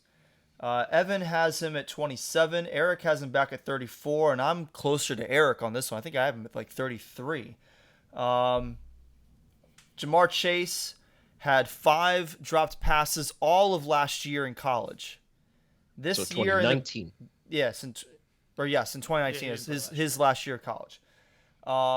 This preseason, 5 targets, 4 dropped passes. Oh. Not a very good look. At least he caught one of them, right? You got to flip it on the positive. He was stinky out there. This is worse than Deontay Johnson in 2020. Oh, goodness gracious. Well, and the problem with Chase's drops were it looked like he was a little bit gun shy. Like he was a little scared of contact, so he didn't quite commit to reaching out all the way to making the play. Last of those drops was on a screen pass. Yeah, I mean, it seemed like he wasn't really very sure of himself. And we talked about Joe Burrow being concerned about his mental acuity out there, given the fact that he's coming off of a pretty brutal injury. Jamar Chase, as far as we know, isn't coming off of an injury. He didn't even play football last year. But maybe that's the only explanation, is that he didn't play football in any serious anger last year, and so it takes a little time to get back into the groove. But it's still just concerning to me that he looked that bad because Evan and I both raved about Jamar Chase for the last 2 years. Yeah. Like we were like, this guy's going to be awesome. He's a good player. He's better than Justin Jefferson in college. That's true, he was. And look, Jamar Chase is a good player. I think he's going to be a good player in the NFL. He may even be a good player at some point this season. But between those drops, that concerns me, at least for the immediate future. And the fact that he's a rookie wide receiver, and what's one thing that we know, that like this is factual, 100% of the time, rookie wide receivers do not make a big fantasy impact until at least mid-season. Happened with Odell Beckham Jr. Granted, he was injured for the first 4 or 5 weeks of the season, but even after that, it took him several weeks to really get into the flow of things. And that's Odell Beckham Jr., who was amazing off the, we feel like off the bat. I mean, he was making spectacular highlight plays in his rookie season. You just don't see rookie wide receivers make a huge fantasy impact right away. So Justin Jefferson did. He made an impact earlier than we're used to, but he also he had like 2 really big games in the first half of last season, and he had 6 games that were mediocre at best. And then he was spectacular down the stretch. He was Shout out absolutely to the guy who amazing drafted him in down our the league. stretch for Evan. Yes, he was on Evan's team. Evan drafted him. Great pick in Almost the a end. league winner, yeah. But when you're taking that Had guy, if you take that guy too early in your draft, yeah, he may be phenomenal for you in the second half of your season. But if you've already, lost a bunch of games in the first half of your fantasy season because you spent such high draft capital on a player who isn't doing anything for you yet, it doesn't matter how good he does in the last, 6, 7, 8 games of the fantasy season. You might not be able to make it up and get into the playoffs. And Yeah. especially in a league like ours where our playoffs are only a third of our teams. And part of the reason why Jefferson was a little bit of an exception was because he was coming to a situation where there was only really one other receiver on the roster that people thought was going to be the guy. And then that guy started dealing with nagging injuries. So his target share went up, whereas the Bengals have T. Higgins. They've got guys to throw to that Joe Burrow probably trusts. Now, of course, he trusts Jamar Chase from his college days, but it's still different in the NFL. There's still Sure. a pecking order that Jamar Chase has to break through.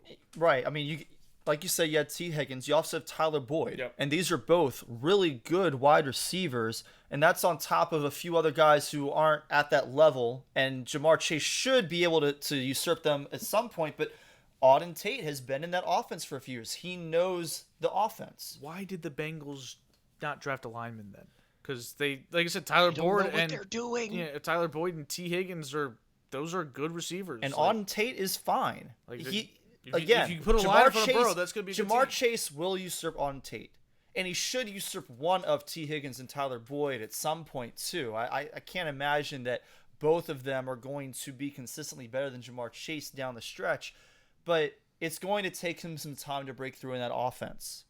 I think both me and the Bengals got unnecessarily cute. Like on my rankings, Jamar Chase, I was half asleep when I put these together. He's overrated on these rankings. And then the Bengals, what are you doing? Like I said, you took a picture with your quarterback with this giant scar on his knee, but you're not going to protect him. Like this is the franchise, right? Like he's not just the starting quarterback; he's the franchise. So if the Ravens wanted to give Lamar a whole bunch of money and stuff, which they should, they have to protect him too. I mean, it's inexplicable. How do you not draft a lineman? Obligatory note that Joe Burrow is older than Lamar Jackson. Yes, we have to point that out. It's still true to this day. Still true. To this day. We'll see when that changes. The next guy to talk about is just 2 spots behind him, behind Jamar Chase on our consensus rankings. At number 32, Jerry Jeudy. Eric and I are pretty much in agreement. I've got him at 27. Eric's got him at 28. Evan has Jerry Jeudy back at 40. Well, I mean, Cortland Sutton's the guy on that team, right?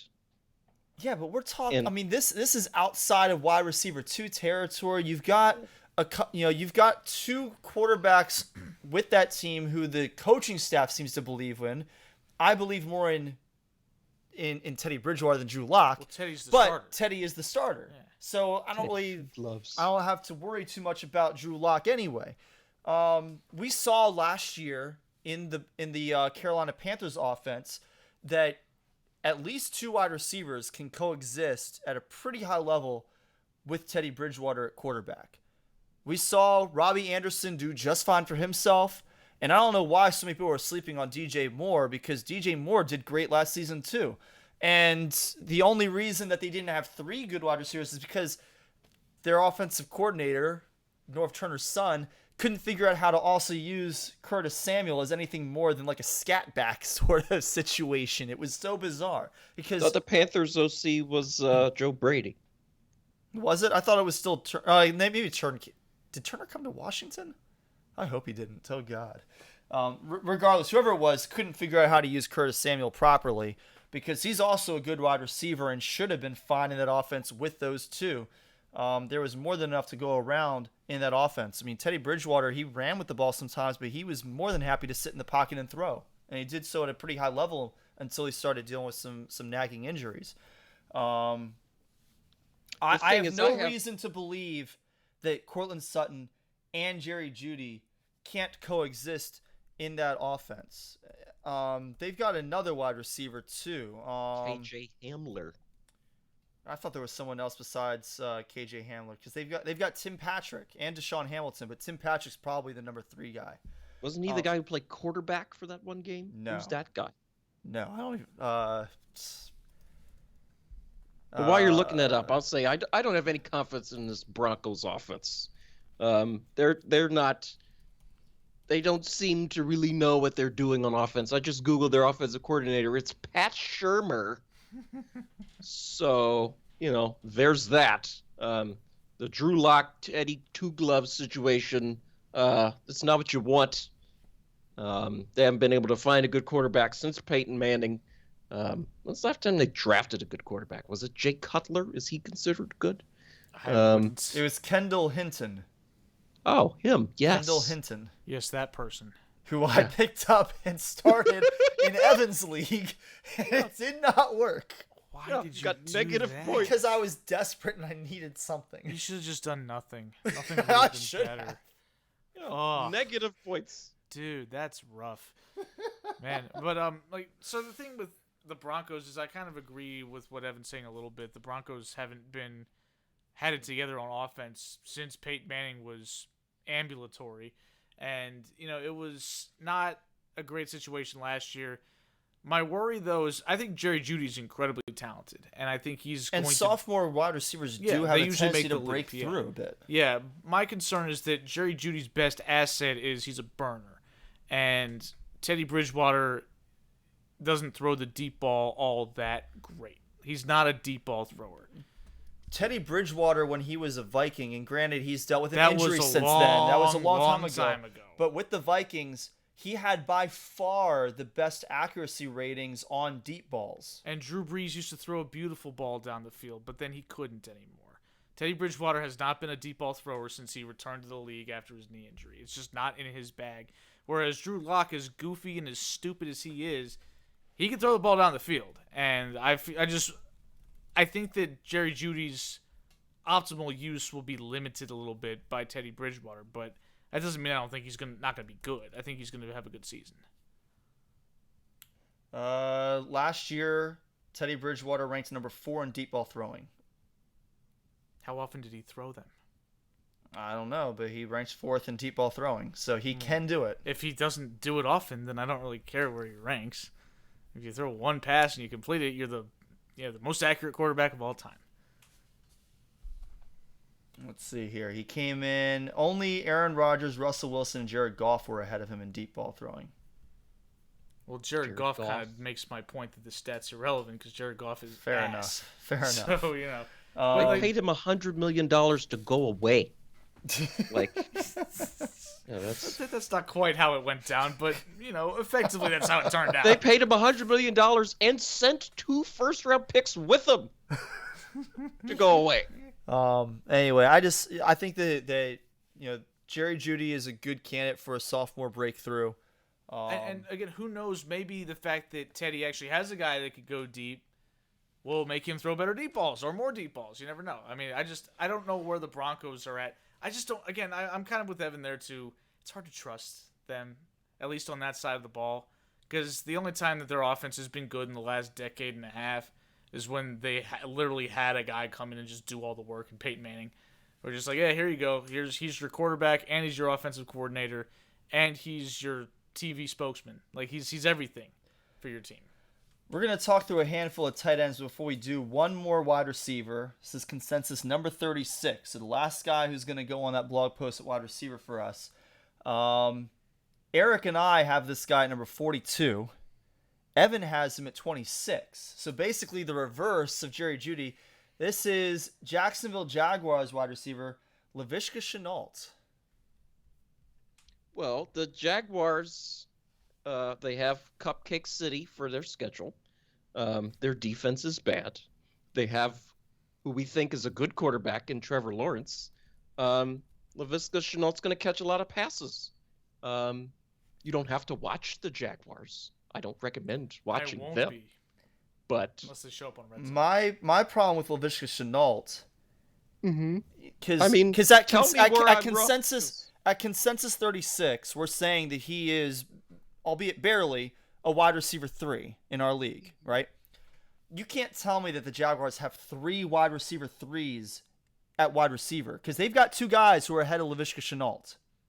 They've got DJ Chark, and they got Marvin Jones.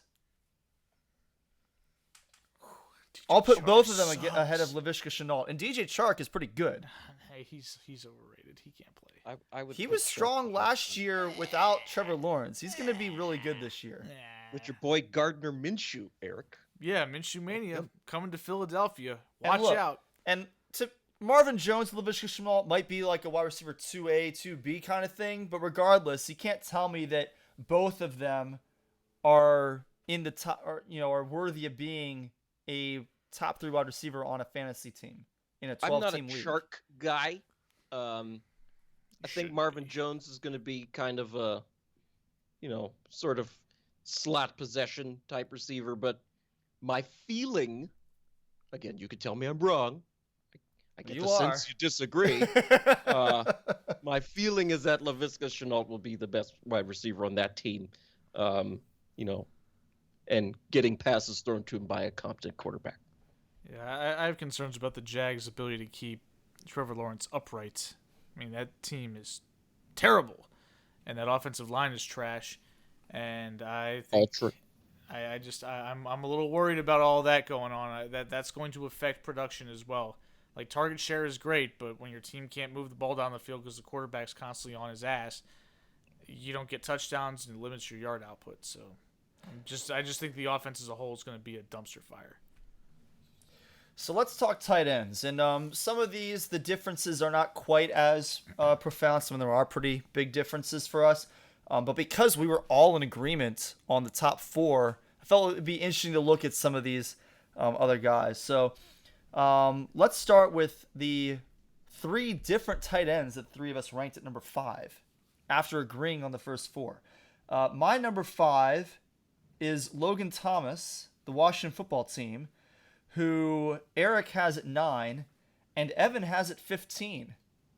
And quite frankly, it's just a matter of, Washington did not do that much with the wide receiver room this year. It's still going to be Terry McLaurin. They brought in Curtis Samuel, and he's going to be a decent wide receiver too. But what do they have beyond that?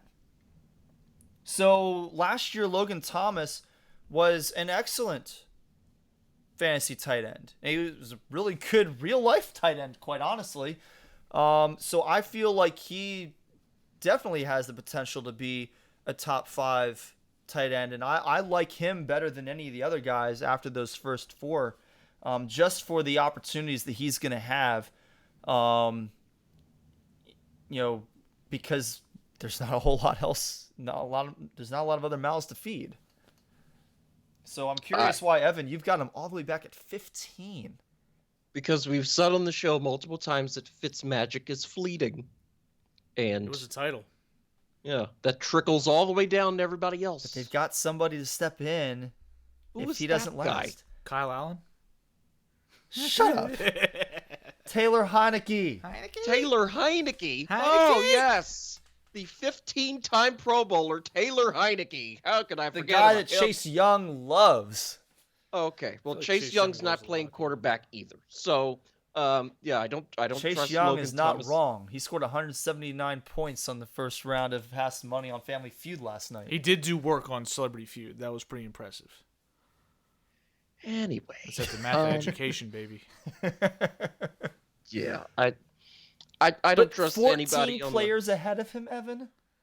I don't trust anybody on the Washington offense just because the offense is bad. Oh, I'll take Terry McLaurin. I know some people on the other end of the Skype call are glurping the burgundy Kool-Aid, but that offense is not good at all. No, it is not. I agree with you on Funny that thing front. is, Evan only has Ryan Fitzpatrick 3 spots behind me at quarterback. Well, the thing is, I agree with you, Evan, that the team's offense is not going to be particularly strong because the quarterback position is not exactly a strength. But at the same time, we've seen tight ends have pretty good fantasy seasons and good production, even when playing on mediocre offenses. Like, it doesn't have to be some type of big deal that the quarterback sucks. I mean, we've seen some of the early Tyler days. Eifert do it. We saw Alex Smith in the early days when the 49ers were absolutely horrible on the offensive end, but that didn't stop Vernon Davis from putting in work. Now, Vernon Davis is a tremendous athlete, but Ryan Fitzpatrick is better than that version of Alex Smith. And Logan Thomas is not Vernon Davis, but still good. And while I would say that the offenses are comparably, inept at times, I think the coaching is much better, and I think that the ability to take advantage of Logan Thomas's skills is going to be more apparent than whatever the hell Mike Singletary was running out there. I just think there's opportunity there for Logan Thomas to be a solid tight end. I wasn't going to put him in the top 5, but, I still think he's a TE1. So Logan Thomas winds up being our consensus number 11, so just in that tight end 1 range. Few spots ahead of him at consensus number 8 is Eric's number 5 tight end, Kyle Pitts, who Evan has back at 11. And to be fair, I have Kyle Pitts at number 8, so I'm like right in the middle of the two of them. You have the consensus 8,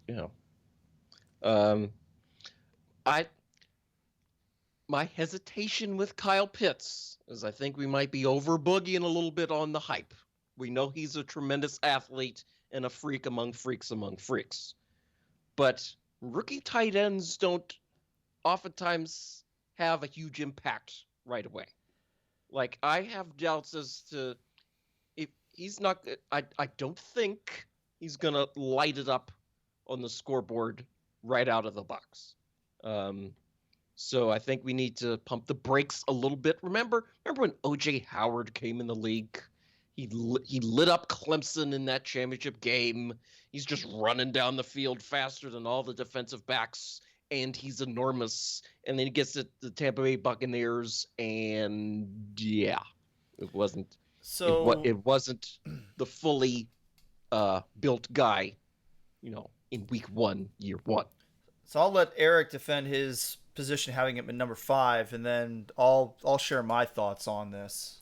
Well, Kyle Pitts is a freak among freaks, like Evan said, and he's going to an offense that Matt Ryan loved throwing to Tony Gonzalez when he was there. He loved throwing to Austin Hooper when he was there, and now he's got a legitimate, can get open against anyone potential guy. And the only receiver on the outside he's got now is Calvin Ridley because Julio's not there anymore. So somebody's got to chew up that target share, and Kyle Pitts seems like the most likely to fill that void. And the Atlanta Falcons are a trash team, a trash franchise, and a joke, which means they're going to be losing a lot, as always, which means Matt Ryan's going to be throwing a lot, as always, which means he's going to have to throw the ball to somebody. So that means Kyle Pitts is going to get even more targets. So I just think that the opportunity mixed with the talent potential there is too much to pass up. I think he's got, and again, with the tight end, if you don't get one of the best guys, they all start to get the same after a while. So when you've got a guy with that much upside, I think that you got to go for him. And that was really the point I was going to make, because I knew Eric would bring up the fact that Julio's not there, the fact that they're not probably going to be very good this year as a team, and so they're going to have to throw a lot. But yeah, exactly. Once you get, there's usually a pretty sizable drop-off from the number 1 tight end to the number 2. Even if Travis Kelce and Darren Waller are both excellent, and George Kittle are excellent, and they're all healthy, there's usually going to be a pretty sizable difference between those two. And then there's going to be a big difference between 2 and 3, and there might be a big difference between 3 and 4. But once you get down to that 5 or 6 range, on down to 12, there's usually not that big of a difference between them. So you want to take the guy who you feel is going to be more talented. And so I don't think that Kyle Pitts, I don't think that his scoring is going to be, even if it takes a little while to get into the rhythm of the NFL, I don't think his scoring is going to be that far behind the number 5 or number 6 tight end in the early weeks of the season. And I think that he has the potential to be, over the second half of the year, maybe a top 4 or maybe even a top 3 tight end just in that range. He might not quite get there, but I think he'll be in that conversation. and that's going to end up having him somewhere between 8 and 5. I think most people would agree that Kyle Pitts at full potential could produce as well as George Kittle or Darren Waller. Right. He's got that level of upside. He might not quite this year as a rookie, right, but he definitely has the potential. So my feeling is... Oh, yeah, I agree with that. My Absolutely. feeling is if you've got a situation where you can possibly snag a guy who is as good or on the level or close to one of those top 4 guys, you got to do it. Because obviously you would take those first 4 guys ahead of him, but when the next guy on the list is him and then whoever, TJ Hawkinson, who I was all gung-ho for as soon as last season ended until Matt Stafford left. I was actually considering keeping him because I got him in the 11th round. I was like, damn, this dude could be a top 4 tight end next year. He was great this year. And then Matt Stafford's gone, so I was like, I'll pass. But yeah, I just think that it's worth chasing that upside at the tight end position because if he ends up having sort of a rookie learning curve where he doesn't produce as well, in the end, you didn't really lose all that much when the other option is, well, TJ Hawkinson catching passes from Jared Goff. So, speaking of TJ Hawkinson, he is actually our consensus number 5. I and Eric both have him at 6, and Evan has him at 7. So we haven't fallen way off on him, despite that move. But the other guy who actually is ranked number 5 by one of us is Evan's number 5 tight end, Tyler Higbee. I have him at 9. Eric has him at 10. He now has Matt Stafford throwing him the ball, the guy who was throwing it to TJ Hawkinson last year. And he doesn't have Gerald Everett to take away targets anymore because Everett is with Seattle. So in some ways, I feel like I might be just a little bit low on him. The problem is you've still got some competition for targets in that offense, specifically from Robert Woods and Cooper Kupp. I have Hawkinson ahead of Higbee, primarily because even though it's now Jared Goff throwing him the ball, Goff had no problem using both Higbee and Everett and having both of them be fantasy relevant, or at least one of them being fantasy relevant every single week. You couldn't necessarily predict which one was going to be fantasy relevant from one week to the next, but one of them was always fantasy relevant. Now it's only Hawkinson in that Detroit offense at tight end. So, Evan, why do you have Higbee so high? Well, this is Tyler Higbeast, actually. Boy, Evan loves Tyler Higbee. He does. Yeah, he's gonna blow up. I predicted him blowing up last year. It blew up in my face instead. He's gonna blow up this year. You're gonna run it back. Yeah, we're running it back because, like you said, Jared Everett is gone. They have a better quarterback now. The Rams can't run the ball. All the Rams running backs, they traded for some guy who's not any good. They traded for Sony Michel, right? Yep. I might be biased against Sony Michel a little bit, but still, I don't think he's very good. Well, but at so least, that don't matter. They can't run the ball. If you had underrated Nick Chubb, we would have said, okay, you're just officially biased against Sony Michel, and we would be hating. But since you clearly like him appropriately as fantasy relevant, it's not a Georgia like thing. Stafford appropriately. Yeah, there you go. Him too. Yeah, so Higbee's gonna blow up. He's the tight end on this team that only passes the ball. So this Rams team's gonna be really good. So I'm a big Higbee guy. I just worry a little bit that he's not a huge touchdown maker. Like he racked up yards in 2019 at a decent clip. He had a game on Evan's roster where he scored 3 touchdowns. I feel like Evan's just been riding that hype train ever since. Was that last season? I don't think that was last season. Right? I think that was 2 years ago. Well, 2 years ago, he only scored 3 touchdowns the whole year. So if he got them all in one game, that's like Larry Donnell. So maybe it was last year. Yeah. Either way. But he only scored 5 last year. And right. if he got 3 of them in one game, it kind of indicates that was a bit of an outlier performance. A bit. Yeah. So that's for me like a big thing for tight ends is you got to get in the end zone, and he just doesn't do it enough for me to say, oh, he's gonna blow up. I'm not sold. I feel like they've got other guys that are going to catch the touchdown passes that aren't him. I feel like, but touchdowns are so fluky though, right? Like I can't sit here and predict how many touchdowns the guy's gonna get. You could get 3, you could get 15. I'll bet you in there. a lot of money he's not going to get 15. We do have two more tight ends to talk about, and like Higbee, they're both guys who Evan is a good bit higher on than either Eric or I. We'll start with our consensus number 12 tight end, which is Irv Smith Jr., the Minnesota Vikings. Evan has him at number 10. I have him at 15. Eric has him at 16. So, Evan, why so high on Irv Smith? I mean, maybe I'm missing somebody, but it's not that Irv Smith is particularly good. We already talked about Kyle Pitts. I mean, Rob Gronkowski's not getting any younger. Like, who are the other guys on this list who are going to be better than Mike Irv Gesicki? Smith? I don't. No, I I think the Dolphins I'll might take Mike be. Gesicki over him. I think the Dolphins might be primed for a step back. I will take Jonnu Smith over him. But he's splitting with Hunter Henry. Hunter Henry. That was my concern there, is that, the But Patriots the thing have is, two the tight Patriots ends. don't have wide receivers, so 2 tight ends is what they need.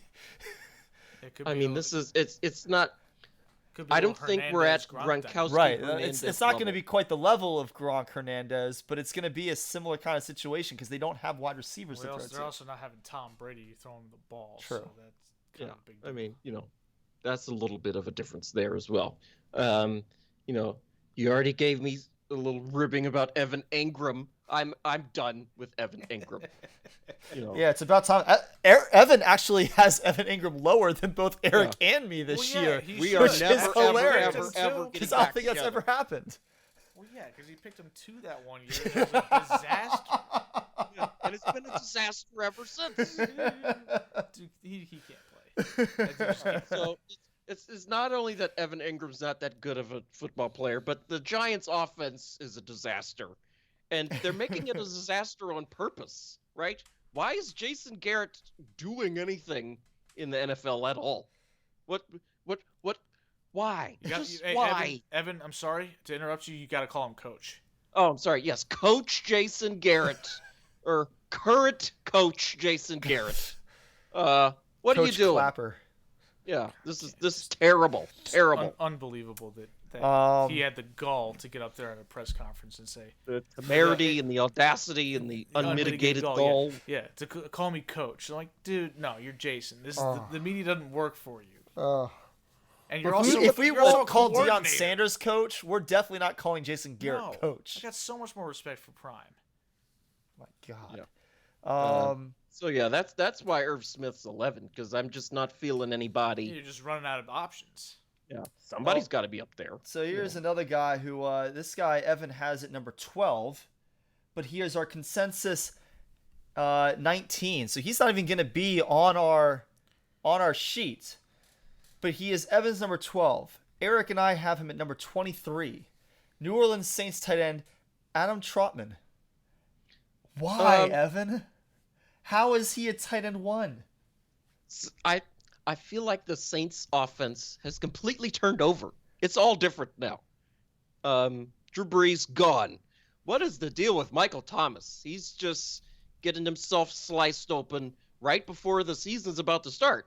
So he's gone.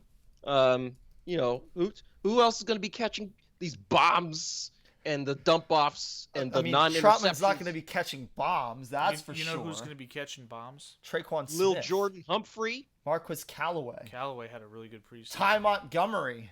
Ty Montgomery. Kevin White. And the best damn Are running these back. guys still in the league? And the best yes. damn running And Joe back that the Ford. NFL has Yeah, seen in just bring it 20 back. years, Alvin Kamara. He will Not catch to mention bombs. Latavius Murray. He's not catching any bombs. He'll catch some short passes, though. I used to love it when Drew Brees could actually throw down the field and Kamara would just beat everybody on the wheel route. God, it was good days. Good days. I have a good feeling about Adam Trautman. I don't. I just don't know. Like, I'm not going to say you're wrong, Evan, and I hope to hell you're right, because we're going to need him to do something, because, like you said, the coverage is a little bare right now as far as pass catching options, with Michael Thomas being I don't think wherever Trautman he is particularly athletic. That's my biggest concern with him. Well, yeah, but neither was. Never mind. That's actually a good point, because Kobe Fleener was trash with the Saints. And you told me, it's like, oh, Kobe Fleener's going to And be awesome. Josh Hill. Well, Josh Hill was a blocking tight end. Come on. I still think Josh Hill was more athletic as a pass catcher than Adam Trautman. I don't think that's true. I'm gonna have to disagree with you on that one. Adam Trautman can at least make some plays. Yeah, just maybe a little birdie told me something. Well, Evan's got some inside info. Watch out for Adam Trautman. Yeah, I mean, Sleeper. Sleeper. I have Adam Trautman in my list of guys who I'm higher on. Or no, I don't. I meant to anyway. In 6 games started last year, he averaged 2.3 targets per game. Okay, but he had Jared Cook out there, too. But he was starting those 6 games. Just don't start 2 tight ends. And just because he starts, who cares? That doesn't mean that he's going to get He's just out reps. there the first play. Yeah.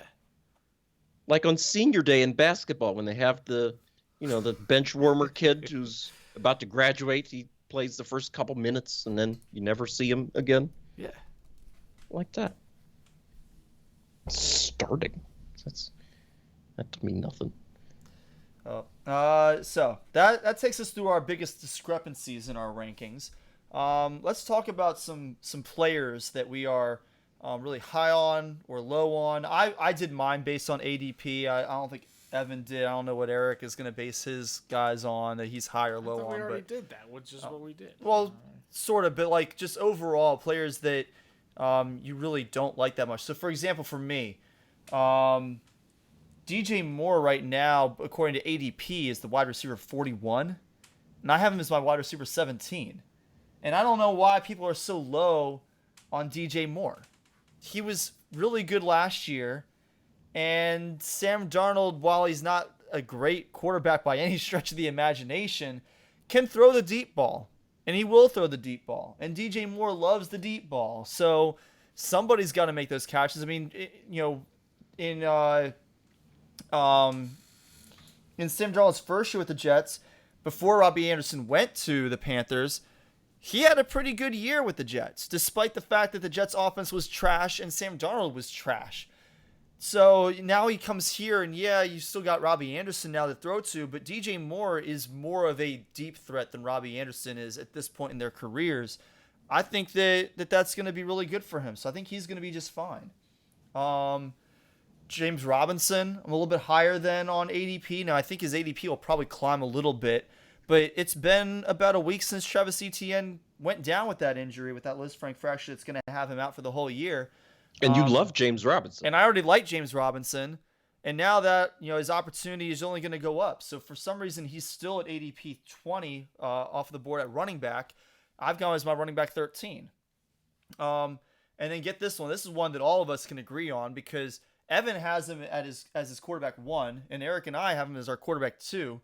Josh Allen is the quarterback 11 by ADP. Who was drafting Josh Allen quarterback 11? What are these people smoking right now? Where did you pull that from? Was that off of Fantasy Pros? This is off of Fantasy Pros. Did you have the right Josh Allen? Because there's a Josh Allen who's like a linebacker or something. Be right. There's no way that's right. My goodness. That's absurd. That doesn't make sense. I'm going to go pull it up again real quick. Yeah, ADP consensus. Yeah, I got to. Quarterback. It's. Wait, where? What? What? Now it says he's 2. Yeah. Yeah. He was 11. I swear to God, he was 11 on just the like thing that Deshaun I sent Jackson you. was probable too, right? Come on. There's no way he was ever 11. That doesn't make any sense. 11. That's like, Jalen Hurts here, land. right? 11. Here you go, right here. This is the one that I sent you guys earlier. Josh Allen, quarterback 11. Are you sure you didn't fumble something there? I don't know. Maybe I fumbled I didn't even something. know what the hell that was. That was just a bunch of names. I completely maybe ignored I that. did fumble something That when I doesn't pulled make that any down. Maybe something okay, about so lost never in so translation. never mind on There's Josh no way Allen. that's real. But I'm definitely higher than than ADP on DJ Moore and James Robinson. Evan, who are you high on going into this year's draft? So we already talked about Trevor Lawrence a little bit. He was in our quarterback rundown. Trey Sermon. I really liked what we saw from him for the handful of games Ohio State played last year. He seemed to sort of get better as the game went on. The one game of his I watched closely was their game, the conference, the Big Ten championship against Northwestern. And then he's going to a 49ers offense that really does a running back by committee, but they also run the ball effectively. And there's going to be a lot of carries to go around. I mean, they're not going to let Jimmy G throw it all the time, and they apparently don't trust Trey Lance in there right away, even though they drafted him number 3 overall. So there's going to be a lot of carries to go around, a lot of high efficiency, high quality carries to go around, and Trey Sermon's going to get the ball.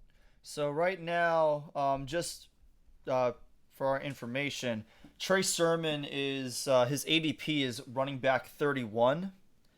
I have Brett. Evan, you have him at 27. I have him at 30, and Eric has him at 33. So none of us are super high or low on Trey Sermon. We're all kind of right around where his ADP is at. Okay. Let's see. I'm also high on Corey Davis. I think he's going to be the Jets' number 1 wide receiver. He's incredibly talented. The Titans drafted him like 5th overall or something like that. Pick, yeah. Corey Davis is wide receiver 40 off the board according to ADP. Eric has him right at 40, and then Evan and I are both a little bit higher on him. I've got him at 36, and Evan has him at 35. Hey, at least he spells his name right. Shut up. Yeah. Anyway, you did not like that footnote, did you? I did not. Corey E. Davis instead of Corey Y. Davis. It's actually Corey Davis. What? Corey. Gotta pronounce the Y when you add the E. But there's no sound in a Y. Yeah. But that's not how that works. Just move on. Back to fake football. So I think Corey Davis is going to be a productive player. He might get slept on because he's on the Jets. You don't have to watch the Jets, but I'm intrigued by watching the Jets. I think they have a competent coaching staff under Robert Saleh. Zach Wilson might be a wizard. Like, he doesn't seem like that big of a guy, but he is. And he's got a tremendous arm. So the Jets might be a sneaky, not sneaky good. I still think they'll be bad, but sneaky fun team to watch and a sneaky fun team to hope that the red zone flips to every now and then. So I like them. Devontae Smith, the Heisman Trophy winner from last year. He's going to be pretty good. He runs routes well. If he can get the ball from his former teammate Jalen Hurts, I think they can perform pretty well. Smith is our consensus 38. Eric and I have him at 39. Evan has him at 34, and his ADP is currently wide receiver 33. Okay, maybe I'm not as high on him as other people, but or I'm not as high on him as I thought I was. But anyway, the point still stands. I like Devontae Smith. And finally, tight end of the Bears, Cole Kmet. I think what's going to end up happening is that the Bears will, maybe get hit upside the head with a frying pan or come to their senses and start Justin Fields. And I think that when that happens, Justin Fields is going to be relying on his tight end, and pretty much in a lot of situations, for maybe not a check down, but, they always talked about Dennis Pitta as Joe Flacco's safety blanket. Right. So Cole Kmet is our consensus 17 tight end. Evan has him at 14. I have him at 19, and Eric has him at 22. He's currently being drafted by ADP as the tight end 31. So we are all significantly higher. Who's drafting 30 tight ends in one league? Well, the point is there's a lot of leagues where he's not being drafted. Goodness That's usually how that works. It's like if they're not being drafted, then their ADP goes down significantly. Yeah. And in my work league, this is the only podcast or fantasy special that any of those people ever listen to. So somebody is listening to this right now who's going to steal my guy, Cole Kmet. It's going to happen. Eric, any guys you're really high on? I mean, I don't know about relative to ADP because I never pay that much attention to ADP anyway. It's just not something I care about. But there are some guys I think could be pretty exciting. Like Evan kind of mentioned Corey Davis a little bit, but I'm sort of intrigued by Zach Wilson because obviously I'm not expecting him to go out there. Did we rank him at quarterback? Do I what now? Did I forget him at court? He's not even on my list. Well, Zach Wilson, yeah, that's one of the ones that I mentioned to you that you did not rank. okay. Well, anyway, Oh, that's a whoopsie. I'm pretty sure I ranked him. I don't know how it ranks. Eric had him relative at to- 24, I'm at 23, so I he don't- barely made our list. I don't know what the ADP on him is. I don't, like I said, but I think that he's kind of giving me a little bit of, and obviously I don't expect him to be nearly as good. He's not going to be as good as Patrick Mahomes, but just the sort of the vibe out of camp where everybody was saying, "Oh my God, this guy sucks." Well, they kind of did that with Patrick Mahomes heading into his first year as a starter. Remember, we heard about how he didn't know any of the plays. He was just making crap up in the huddle or whatever. And Corey was basically saying, this guy sucks. Screw him. He can't play. And then he goes out there and he's Patrick Mahomes. Well, we're kind of seeing that a little bit with Zach Wilson in the preseason where we heard all training camp how bad he looks. And he goes out there and he plays and he looks great. So, maybe he's being slept on a little bit just because of that. And clearly he's got some ability. I still have some questions about his game, but he's clearly got that athleticism, the ability to throw on the run. That stuff that always makes for exciting players and players who can get down the field a little bit and run a little bit themselves. There could be some value on him as a sleeper. And we talked about Kyle Pitts already. I think that he's got good upside. We talked about Corey talked about James Robinson a little bit. And I'm kind of in the same boat where with Travis Etienne being hurt, that opens up an opportunity for him. And with running backs, volume's king. Like, you can get away with a running back that's not having very productive runs because he's having runs. Unless he's Le'Veon Bell with the Jets. Well, Le'Veon Bell is just... That's a different story. Yes. They gave him the ball on every play, and he didn't get any yards. Yeah, he was woefully bad. Yes. But I still expect more from James Robinson. Plus, he showed some ability to catch the ball out of the backfield, especially early last year before the Jaguars completely gave up on their season and went into tank mode. But I think that he could be something pretty good. Some of these receivers, they're mostly the same on them. Again, talked about Kyle Pitts. So, but I am interested in the rookie quarterbacks for sure. Like, Trey Lance is going to play. It's just a matter of when's he going to start. Like, he's going to be splitting time with Jimmy Garoppolo. And so I'm curious to see what he does in that time. Not because it's going to be fantasy relevant if he's only playing 10 snaps a game. But can he be the quarterback? And so when he takes the reins at any point this year, because he probably will, you don't draft a guy third overall if you think that the other guy is going to win you a Super Bowl. So I think that this has a little bit of Alex Smith, Colin Kaepernick vibe to it for me, like what Jim Harbaugh did, where he was just looking for a reason to bench Alex Smith, even though Smith was playing very well. And I feel like that's sort of where he's going with Trey Lance. I'm curious to see if he could be a midseason pickup at some point, or if he's just going to be a rookie, and most rookies usually stink. So let's talk players that we're a little bit lower on. For me, we already kind of mentioned Clyde Edwards-Helaire, and I'm not super low compared to ADP. I think his ADP is 14. I have him as my running back 19. Kyle Pitts, I'm a little bit lower on. His ADP is tight end 4. I'm at 8. The big one is Michael Thomas right now is being drafted as the wide receiver 29 in the average league, and I've got him as my wide receiver 48 because we still don't know how long he's going to be out for with this injury that he decided to wait until the last minute to get surgery on.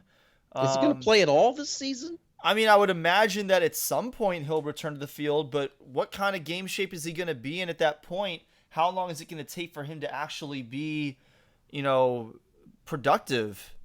Yeah, and will he be productive? Because last year wasn't really a great year for him, even when he was on the field. With Drew Brees. This gives Hall me of Fame. vibes of Kawhi Leonard before he left San Antonio, where he was injured and he was on his own timeline, didn't give a damn about what the Spurs wanted.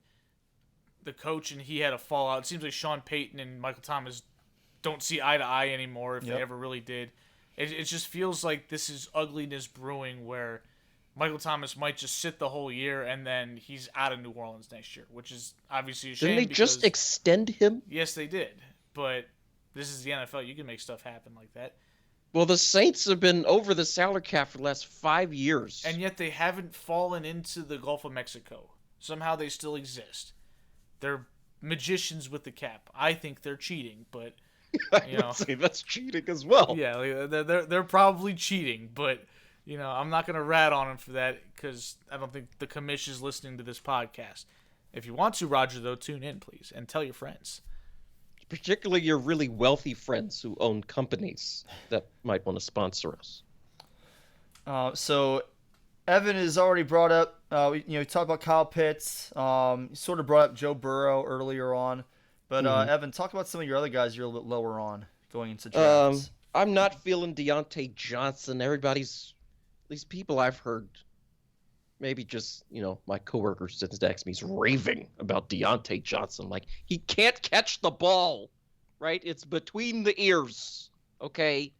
What we saw last season, hands of stone. He's had no problem with drops this preseason so far, and he is the only wide receiver on that team who has not left the field in 2 wide receiver sets. Juju and Chase are splitting time in 2 wide receiver sets. Deontay is the number 1 wide receiver for the Steelers. And also, we're not really that far apart on him. I've got him at the highest at 21, but Evan, you've only got him at 24, and you're the lowest on him out of the 3 of us. I'm not feeling Deontay Johnson. I don't think he's going to end up on any of my teams. I'm keeping him. He's my keeper. Oh, well, you can have him then. A guy who I think is going to suck this year is Kenny Golladay. Maybe no fault of his own, but again, going back to the Giants, he's got the Jason Garrett Giants offense stink on him. They're going to be just complete trash on offense and defense, and I guess special teams as well. So the Giants and the Eagles are going to be duking it out for last place in that pitiful division. So Evan is definitely low on Golladay. Eric has Golladay at wide receiver 26. I have him at 28. His ADP is wide receiver 28. Evan has him at wide receiver 36. Yeah, when I was doing the rankings, he was one of the guys I was intentionally sliding down the board. Like it's just not somebody I want on my fantasy team. Anybody else? I think I talked about Sony Michel already too. Did you? Yeah. Well, he crapped on him already. When talking about Tyler Higbee. He was gassing up Tyler Higbee, so he decided to crap on Sony Michel because he can't run. And it's not just because he went to Georgia. Yeah. So, I mean, Sony Michel is not going to be the top guy for the Rams, even with Cam Akers? Darrell Cam Akers Henderson out, because Darrell Henderson is going to be the top guy most likely in that offense. So I don't think he's any good either. He can't run. He sucks. I think he's decent. He's certainly better than Sony Michel. Then why they bring in Sony Michel? They'd be better off. Because they needed somebody. They brought in somebody else. They lost Cam Akers, but they still have Ravens confidence haven't made in the a move. starter. No, that doesn't sound right. Right? Kind of like Jalen Hurts. You need depth. You need depth. Cam Akers went down. They brought in somebody else to be the backup to Darrell Why not Henderson. just sign C.J. Anderson's bowling ball ass off the street again? Or Todd Gurley. He's available. He's not doing anything right now. He is unemployed. Yeah. Or Le'Veon Bell. Le'Veon Bell. Come on down, Le'Veon. Who are you low on this year, Eric? Just one guy I thought of as I was putting this together that I was kind of sliding down a little bit was Tyler Lockett. I think that, the Seahawks have sort of become a DK Metcalf receiving crew. Like, he's clearly their best guy at this point. I feel like Tyler Lockett made a name for himself by making all these freak catches from Russ, where he just flips the ball up with his magical throwing arm and it just drops in the bucket. And Tyler Lockett happened to be on the receiving end of it, but I think he's a little undersized, and he's got speed and he's obviously got skills, but I just feel like with Russ having an option like DK Metcalf, who is a bigger, faster, stronger athlete, who's a more reliably open guy, and with Russ getting a little bit older and probably not as inclined to zip around the field for 10 seconds before lobbing a ball up in the corner of the end zone, I just think that some of those spectacular, crazy highlight reel catches are going to be fewer and further between. So I still think he's a good player, but I just think the opportunities, and maybe I could be wrong. This could be just me being ignorant, but it seemed like he kind of slid a little bit last year, which is why coming into this year, I feel like I just didn't see him as much on the red zone. I didn't see him as much lighting up the stat sheets. Now, as a whole, the Seahawks offense took a huge dip. Right, and that's what I know, was about to say, because Tyler Lockett was spectacular early in the season, Yeah. as was DK Metcalf. And then sometime around like week 6, week 7, they just, as a whole, started sliding. And I don't think that DK Metcalf necessarily had more spectacular games than Lockett did down the stretch. I think they were both, they had a few really good games and a lot of mediocre games. But even if it affects DK Metcalf, it's still a slide. Right, and the rest of your point still stands. I think I haven't really thought too much about if Russ isn't doing as much running around trying to make plays happen and extend things, that probably does hurt Lockett more than it does Metcalf. Because that's just where he seemed to thrive. Yeah. He was just like, he was always that guy that would go make that play when Russ was in trouble. And I think that, that's not going to happen as often. Plus, even if DK Metcalf's numbers slide, the Russell Wilson cycle always happens this way. Week 1, we're going to come into the season. He's going to play his first game probably on national television, and everybody's going to be just outraged that Russell Wilson has never received an MVP vote, even though he's never deserved one. So, and that's going to be, the Russell Wilson for MVP bandwagon's going to get fired up, and we're going to have commercials about it with Sue Bird showing up saying, Russell Wilson's the MVP, this, that, and the other. And he's going to start off the season throwing like 18 touchdowns in the first 4 weeks with no picks. And everybody's going to be like, oh, here it is. Here's the MVP season. And then as soon as we basically crown the MVP, it's all going to fall apart like it always does. So it just seems to be the trend for whatever reason. It never lasts with that offense. It's always a mirage. Seahawks at Colts week 1 at 1 o'clock on Fox. So the football team, they're playing on CBS at 1 o'clock. Maybe you'll look at that game. Well, we'll be watching Red Zone. So, yeah, I'm not all that worried. Okay, well, never mind. All right, so... No, go ahead, Evan. I mean, I was going to say I'll be watching the Red Zone, too, because the Ravens don't play on Monday night. I hate having the Monday night opener. Can I just say that? I don't like it at all. You know what it's like to wait for your team to play. You watch the Thursday game. You watch all the Sunday games. Then you go to work on Monday, and then your team gets to play? Just brutal, man. Well, I like Monday Night Football just because it gives me something to look forward to after work on Monday, because Monday is the worst day of work. But Monday Night Football is great. But Evan, I don't want to hear it from you, because as fans of the team, when our team's on Monday Night Football, we spend the whole weekend getting geared up for it, and then they get humiliated, and that's the first thing everybody talks about Tuesday morning or Tuesday afternoon on PTI. It's always like, good God, the Washington football team season is over because they played the Ravens on Monday Night Football in 2008 and got their asses kicked because they couldn't stop Joe Flacco, who was a rookie at the time, throwing down the field. I'm just like, season's over.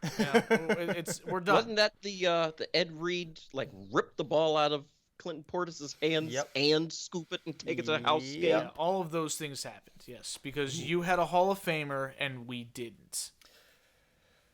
So let's close the show with a few thoughts on draft strategies. Things that you want to kind of think about as you head into your drafts this week.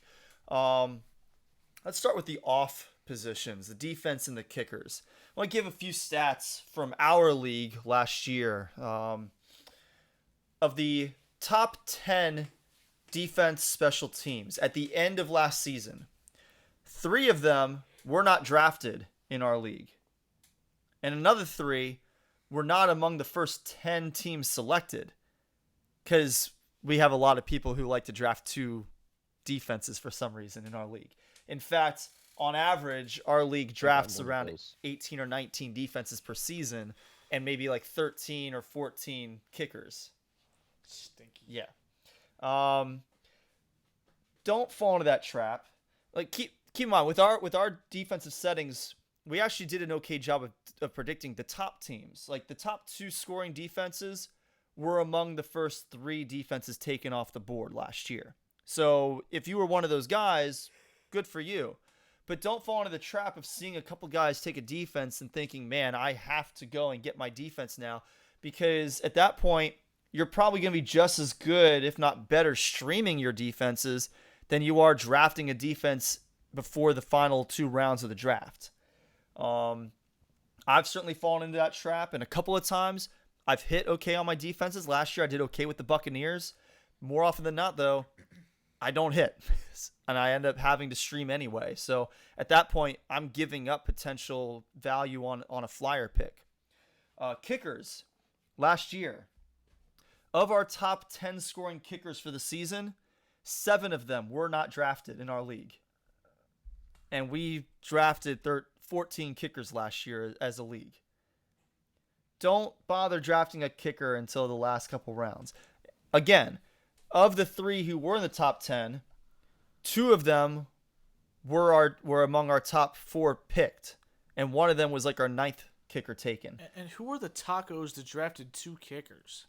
Like the Battle Brothers. They always draft 2 kickers and 2 defenses. Well, why? I don't Why know. 2 kickers? I don't know. Those are I valuable understand the bench 2 spots, defenses. man. I don't want to waste spots on. Right. You can just pick up a kicker during the guy's bye week. Man, that's what I usually do. But like, I understand the 2 defenses because I like to play the matchups, right? If one defense is playing against Peyton Manning, and then the other defense is playing against Joe Schmo guy, like you obviously want to start that defense.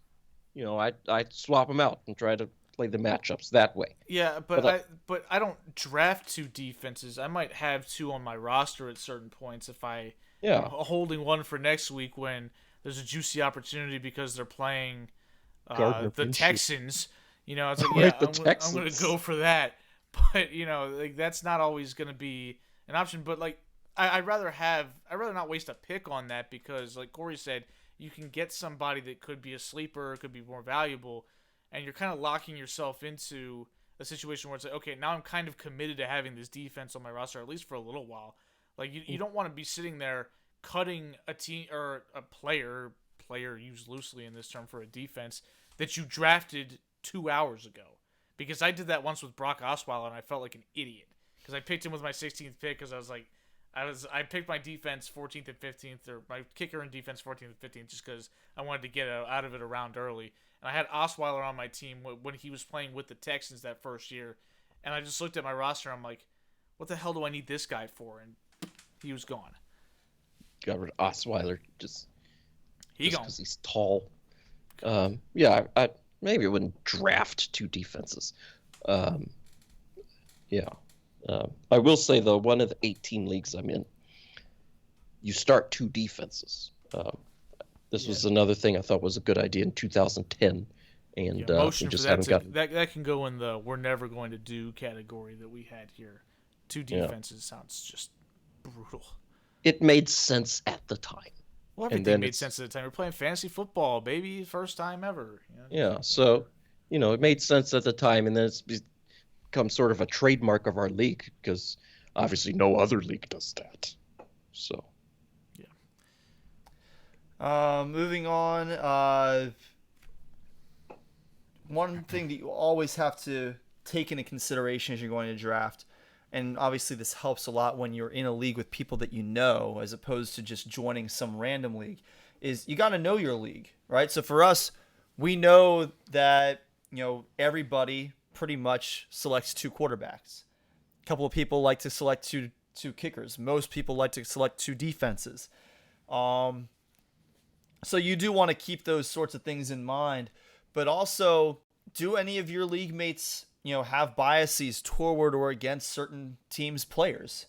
I tend to drop Eagles players a little bit lower on my draft board most of the time, for example.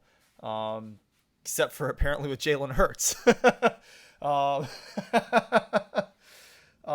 So those are sorts of things that you want to be aware of. Like we have Will Massimini. He's a big Steelers fan. I wouldn't necessarily say that he has a huge bias toward the Steelers in his drafts, but when there are good players in the Steelers, he's going to take flyers on those guys where we maybe aren't as aware of them, and sometimes they end up being really good. Last year, I was the guy who had both Deontay Johnson and Chase Claypool, but those are things you want to be aware of. What are some things that you guys think are important to be aware of going into drafts? I'll tell you. I mean, like you said, biases. If a guy's a fan of a certain team, he might overpick on one of those guys. Be aware of your league's rules as well. For example, if it's PPR or not. If the passing touchdowns are 7 points or 4, any weird stuff. If your team has 2 defenses, for example, something like that. Just be paying attention. Also, know when the draft is. That's helpful as well. Just saying. Yeah, it's typically a good idea to know when you're supposed to pick your team. A couple tips I guess I would have is I already kind of said it. For me personally, I'm not big on ADP. I don't think that's as valuable because I think a lot of people talk themselves into passing on players because, oh well, he might be available in the next round. It's like if you think he's the best guy, take him. That's going to make your team the best because you got to trust yourself. Don't let the average determine what you do based off of, oh, well, maybe I'll be able to sneak by here and get away with this one. Well, because chances are you probably won't. Because if you see something in somebody, chances are if you're in a competitive league, there are other guys in the league that also see something in that person too. Because especially in our league, I know the ADP stands for average draft position. Well, I consider our league above average in terms of knowledge of fantasy football. Like there aren't many people here that I would just be like, oh, okay, this guy's average, this guy's below average. We all pretty much know what we're doing, and it pretty much boils down to luck or maybe just some methodologies that ends up tipping the scale in your favor. And the second thing is, we all build our own rankings, and it sounds counterintuitive to not be a slave to your own rankings because the rankings purpose is to literally say, I like this guy better than that guy. But you can call an audible during the draft. Like, there's nothing wrong with saying, okay, this receiver is a bit more of a possession receiver. He gets a lot of targets. He gets a decent amount of yards. He's going to be a consistent, 10 to 15 points per game. Whereas this guy is a big-time red zone threat, and he scores a bunch of touchdowns. Well, if you've built your roster already to have a lot of guys that are going to get consistent points, there's nothing wrong with calling an audible and saying, let me get the guy that's a little more boom or bust, because those booms could make the difference in you winning your week.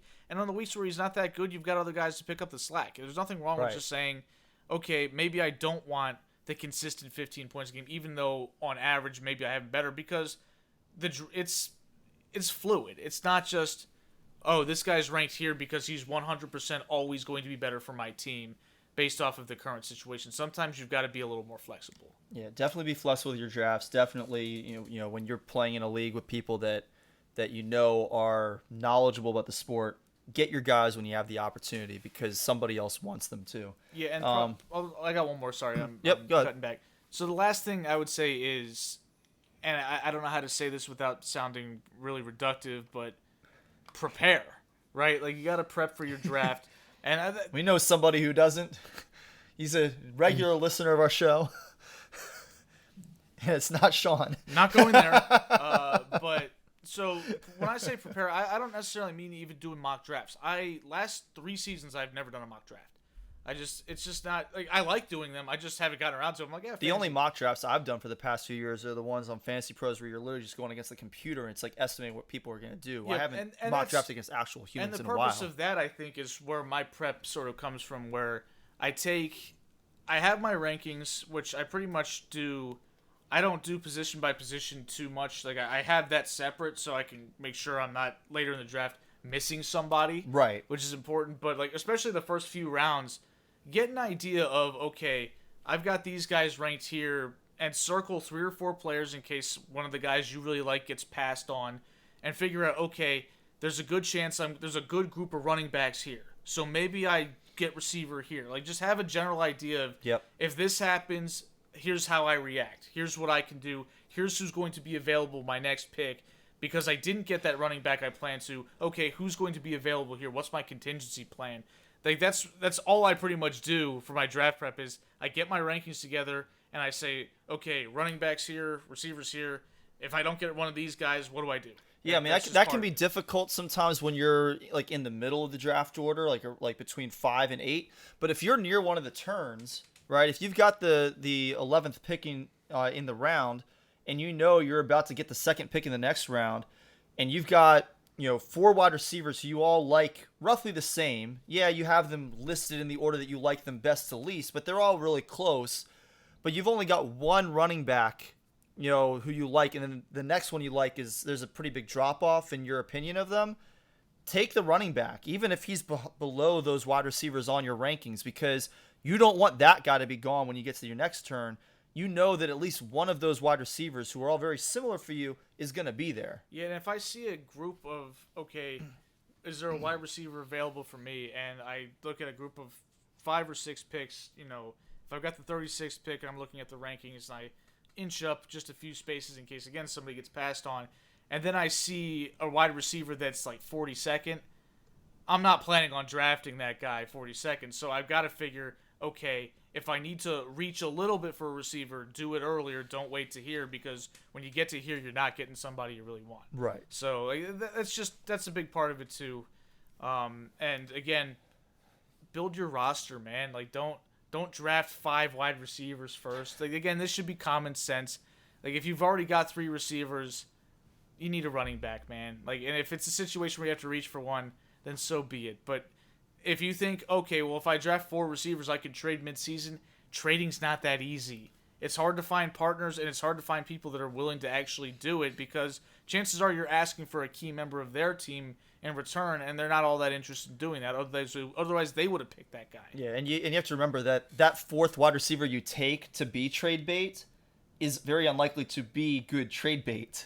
Right. Like, what are you actually going to get for that guy? You're probably going to have to give up, You probably have to give up your number 1 wide right. receiver. You're probably going to have to give up one of your top 2 guys. You're going to have to give up a Calvin Ridley or a Julio Jones if you're really wanting to try and get something. In which case, now that number 4 wide receiver is in your lineup, and that's not as good. The only times that trades actually seem to come to fruition is when a guy that's a sleeper pops. And then you could say, okay, now I'm willing to negotiate my number 1 wide receiver because I've got this guy who's almost as good sitting on my bench. But you're not going to know that for weeks. Right. And there's no guarantee that anybody's sleepers really hit. Like, sometimes people exceed expectations, but that doesn't mean they're going to be good enough to confidently put as a wide receiver 1.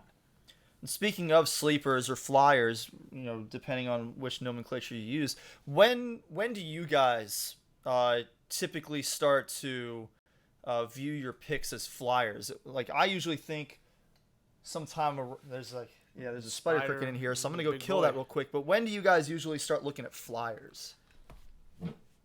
I mean, for me, it's usually in the double-digit rounds. A lot of rookies and randos. Like, well, what about this guy? Somebody who I might remember from his college days.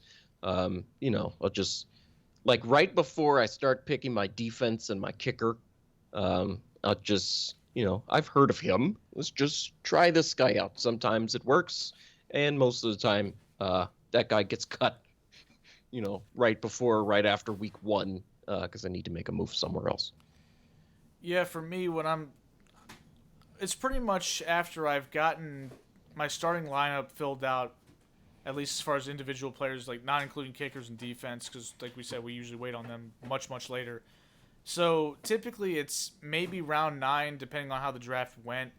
Because typically I try to have my quarterback, tight end, my 2 receivers, my 2 running backs, or in this case 1 flex, whatever. The point is, so those 6 picks plus a flex, and then at least 1 other option for the flex, because that's the purpose of a flex. And then round 9 is usually when I'll say, okay, now it's time to look. Now, if I have a draft where it just falls that my first 5 or 5 of my first 6 picks all fill the running back and receiver slots, and therefore I don't really feel compelled to get a high-quality second option as a flex because I've got a guy that's going to be there every week, then maybe I start a little bit earlier. But it's like it's round 8, round 9 at the earliest. Never... I'm not drafting sleepers in round 6 when I've still got starters to draft. I mean, that sounds like just being unnecessarily cute, right? Like, hey, look at me. I drafted so-and-so because I know everything ahead of time. Yeah, people love to do it, though. Unfortunately, I missed Evan's answer because I was trying to kill that spider cricket, and I missed it. I missed it. You missed the spider, too? No, it's just a spider cricket. I hate those things.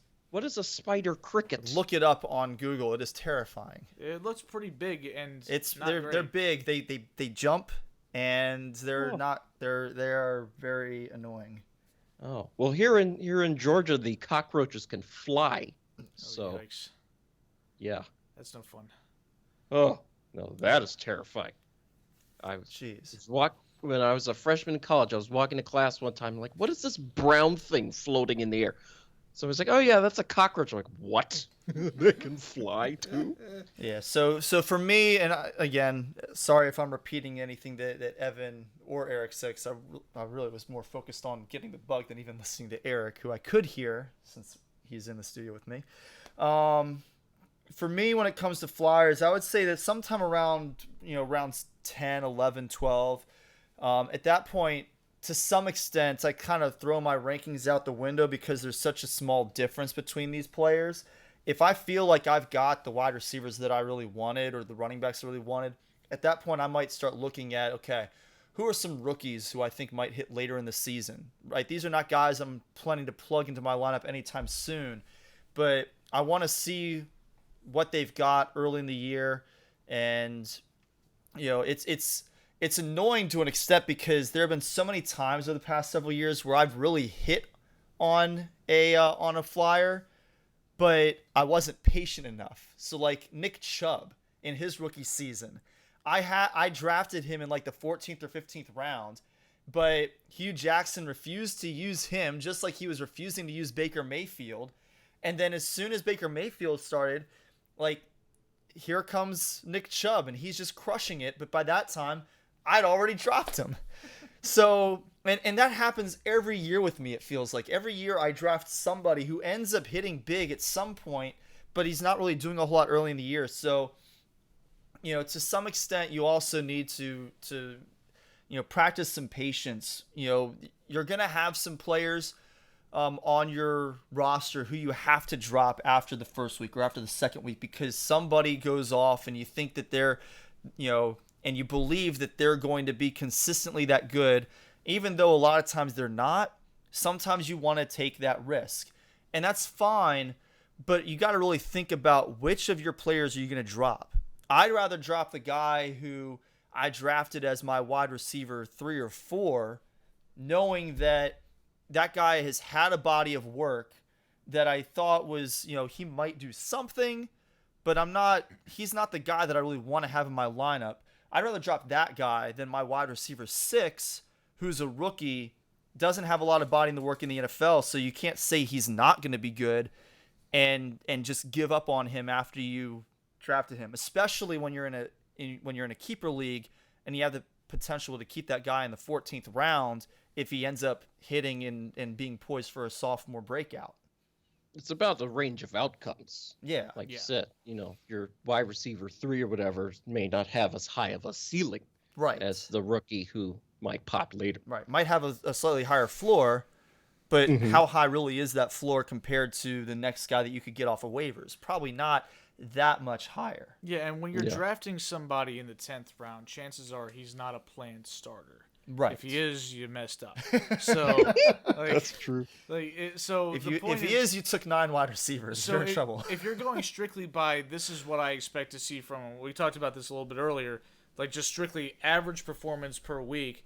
Well, okay, that might be higher than this other guy who's a rookie, but based off of that average performance, you also don't plan on having this guy in the lineup very often, which means that extra point or two that he's supposedly worth is actually 0 because he's not on the field or on the theoretical field in this case for fantasy football. Right.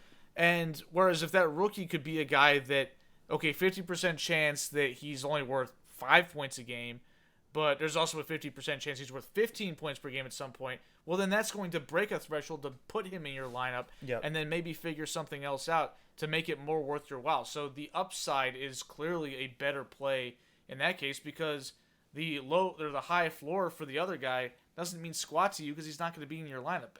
Dudes that don't start are worth 0 points. Yep. And so I guess one more thing for me is, again, it's going to sound like common sense, but watch the games. And when I say watch the games, I'm not being a smart ass, like, nerds don't watch the games. Also trust what you see. Like, an example of this would be, and again, this is from me because I know what I did. In 2015, LeGarrette Blount was the starting running back for the New England Patriots. He was suspended for the first game because of marijuana or something or other, some minor violation. So the Patriots, who had just won the Super Bowl, played on Thursday Night Football against the Steelers, and Deion Lewis was their starting running back. And he was the fill-in for LeGarrette Blount, and he had a great game.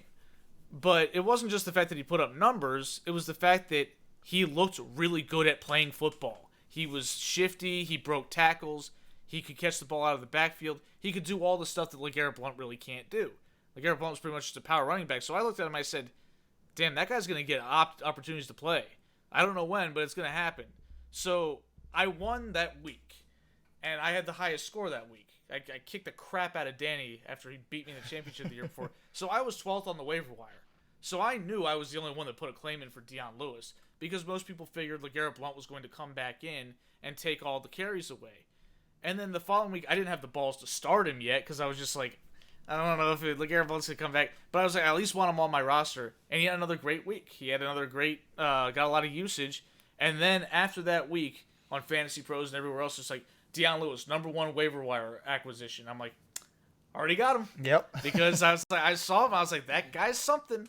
Now, unfortunately, he got hurt in the middle of the season that year, but that's just an option where it's like you could have a league winner if you just trust what you see. Like, don't just rely on rankings or spreadsheets or whatever.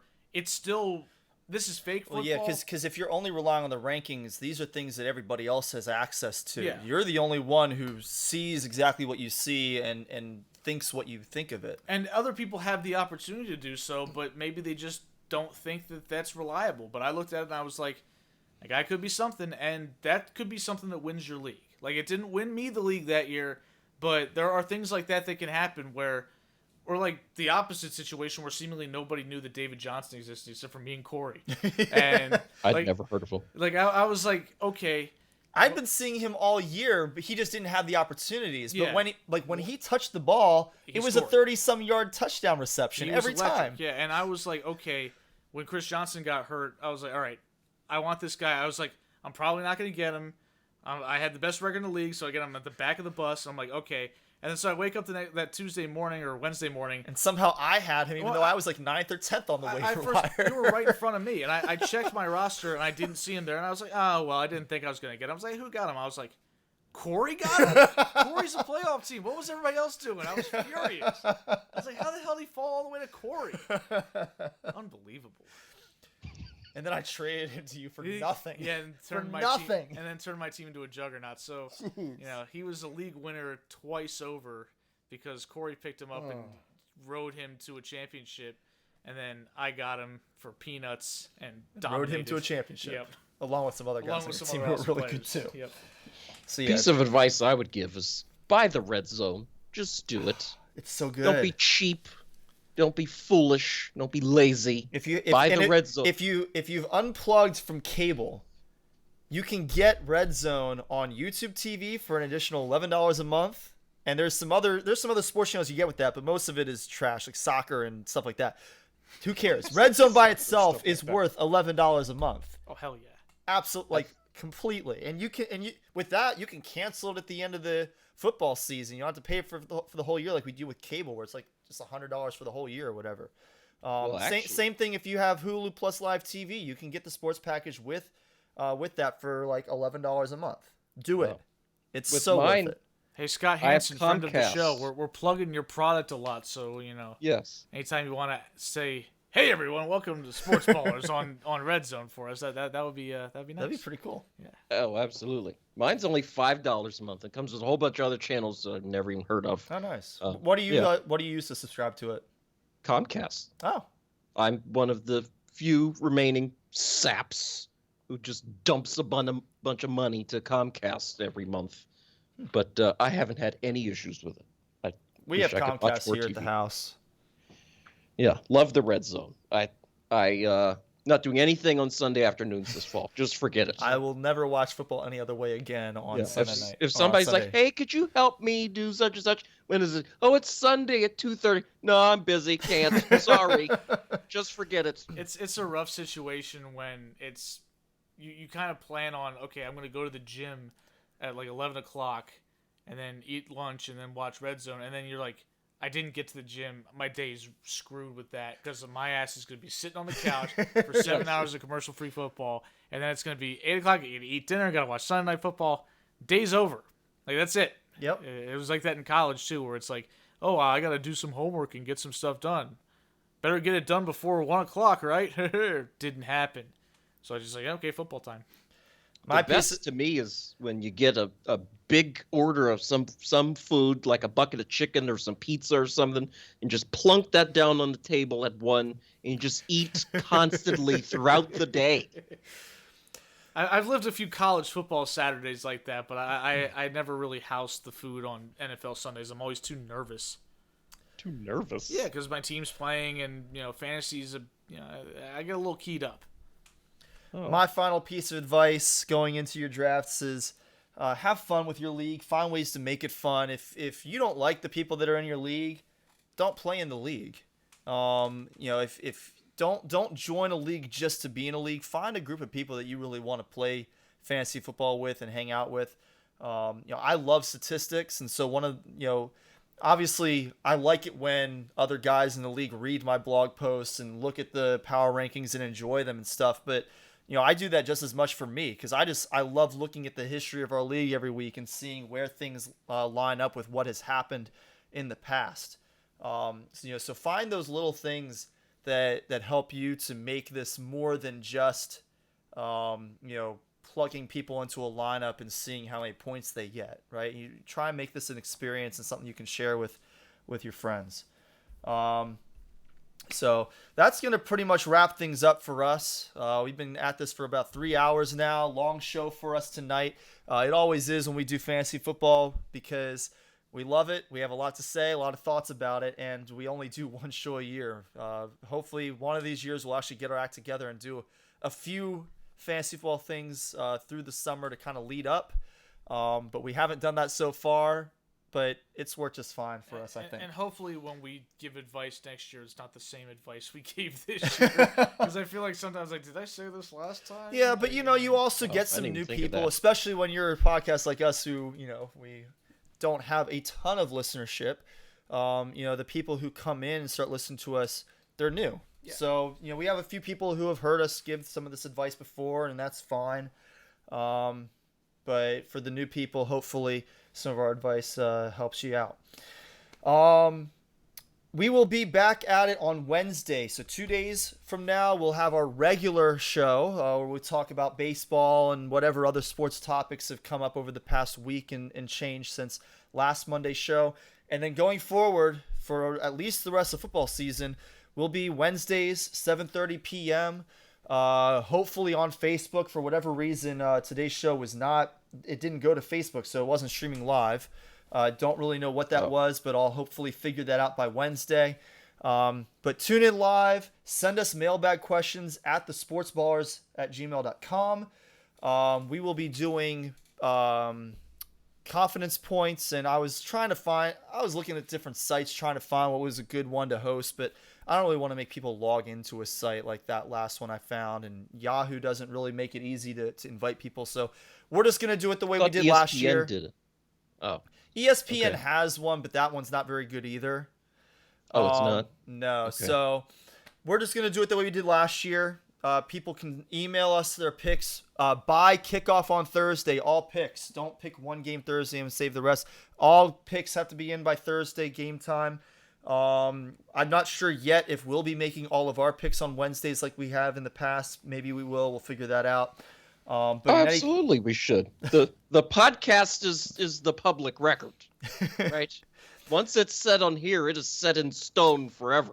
We'll talk about that and figure that out. But in any case, you guys can send us your picks with confidence rankings every week. thesportsballers@gmail.com. We'll put some reminders on Twitter about that as well. If you need reminders, we can email you a reminder every week as well. Follow us on Twitter at SportsBallers18. I'm at Corey Puffett. Eric is at Quagmire67, and Evan is at Evan_Ash13. Like us on Facebook so that you can be notified anytime that we are going live with the show. You can subscribe to our podcast. If you got this far, hopefully it means you liked it. So hit that subscribe button on Apple Podcasts, Spotify, Google, Amazon, whatever you're listening on. If you like a different podcast platform and we're not on it, let us know. We can get over there. And if you liked us enough, leave us a rating and a review if you feel so inclined. I don't know how many of those podcast apps actually allow you to do that, but if it does, go ahead and do so. This has been episode 157 of the Sports Bars podcast. For Eric and Evan, I'm Corey Puffett. Thank you so much for listening, and we'll be back at it in 2 days with episode 158. See ya.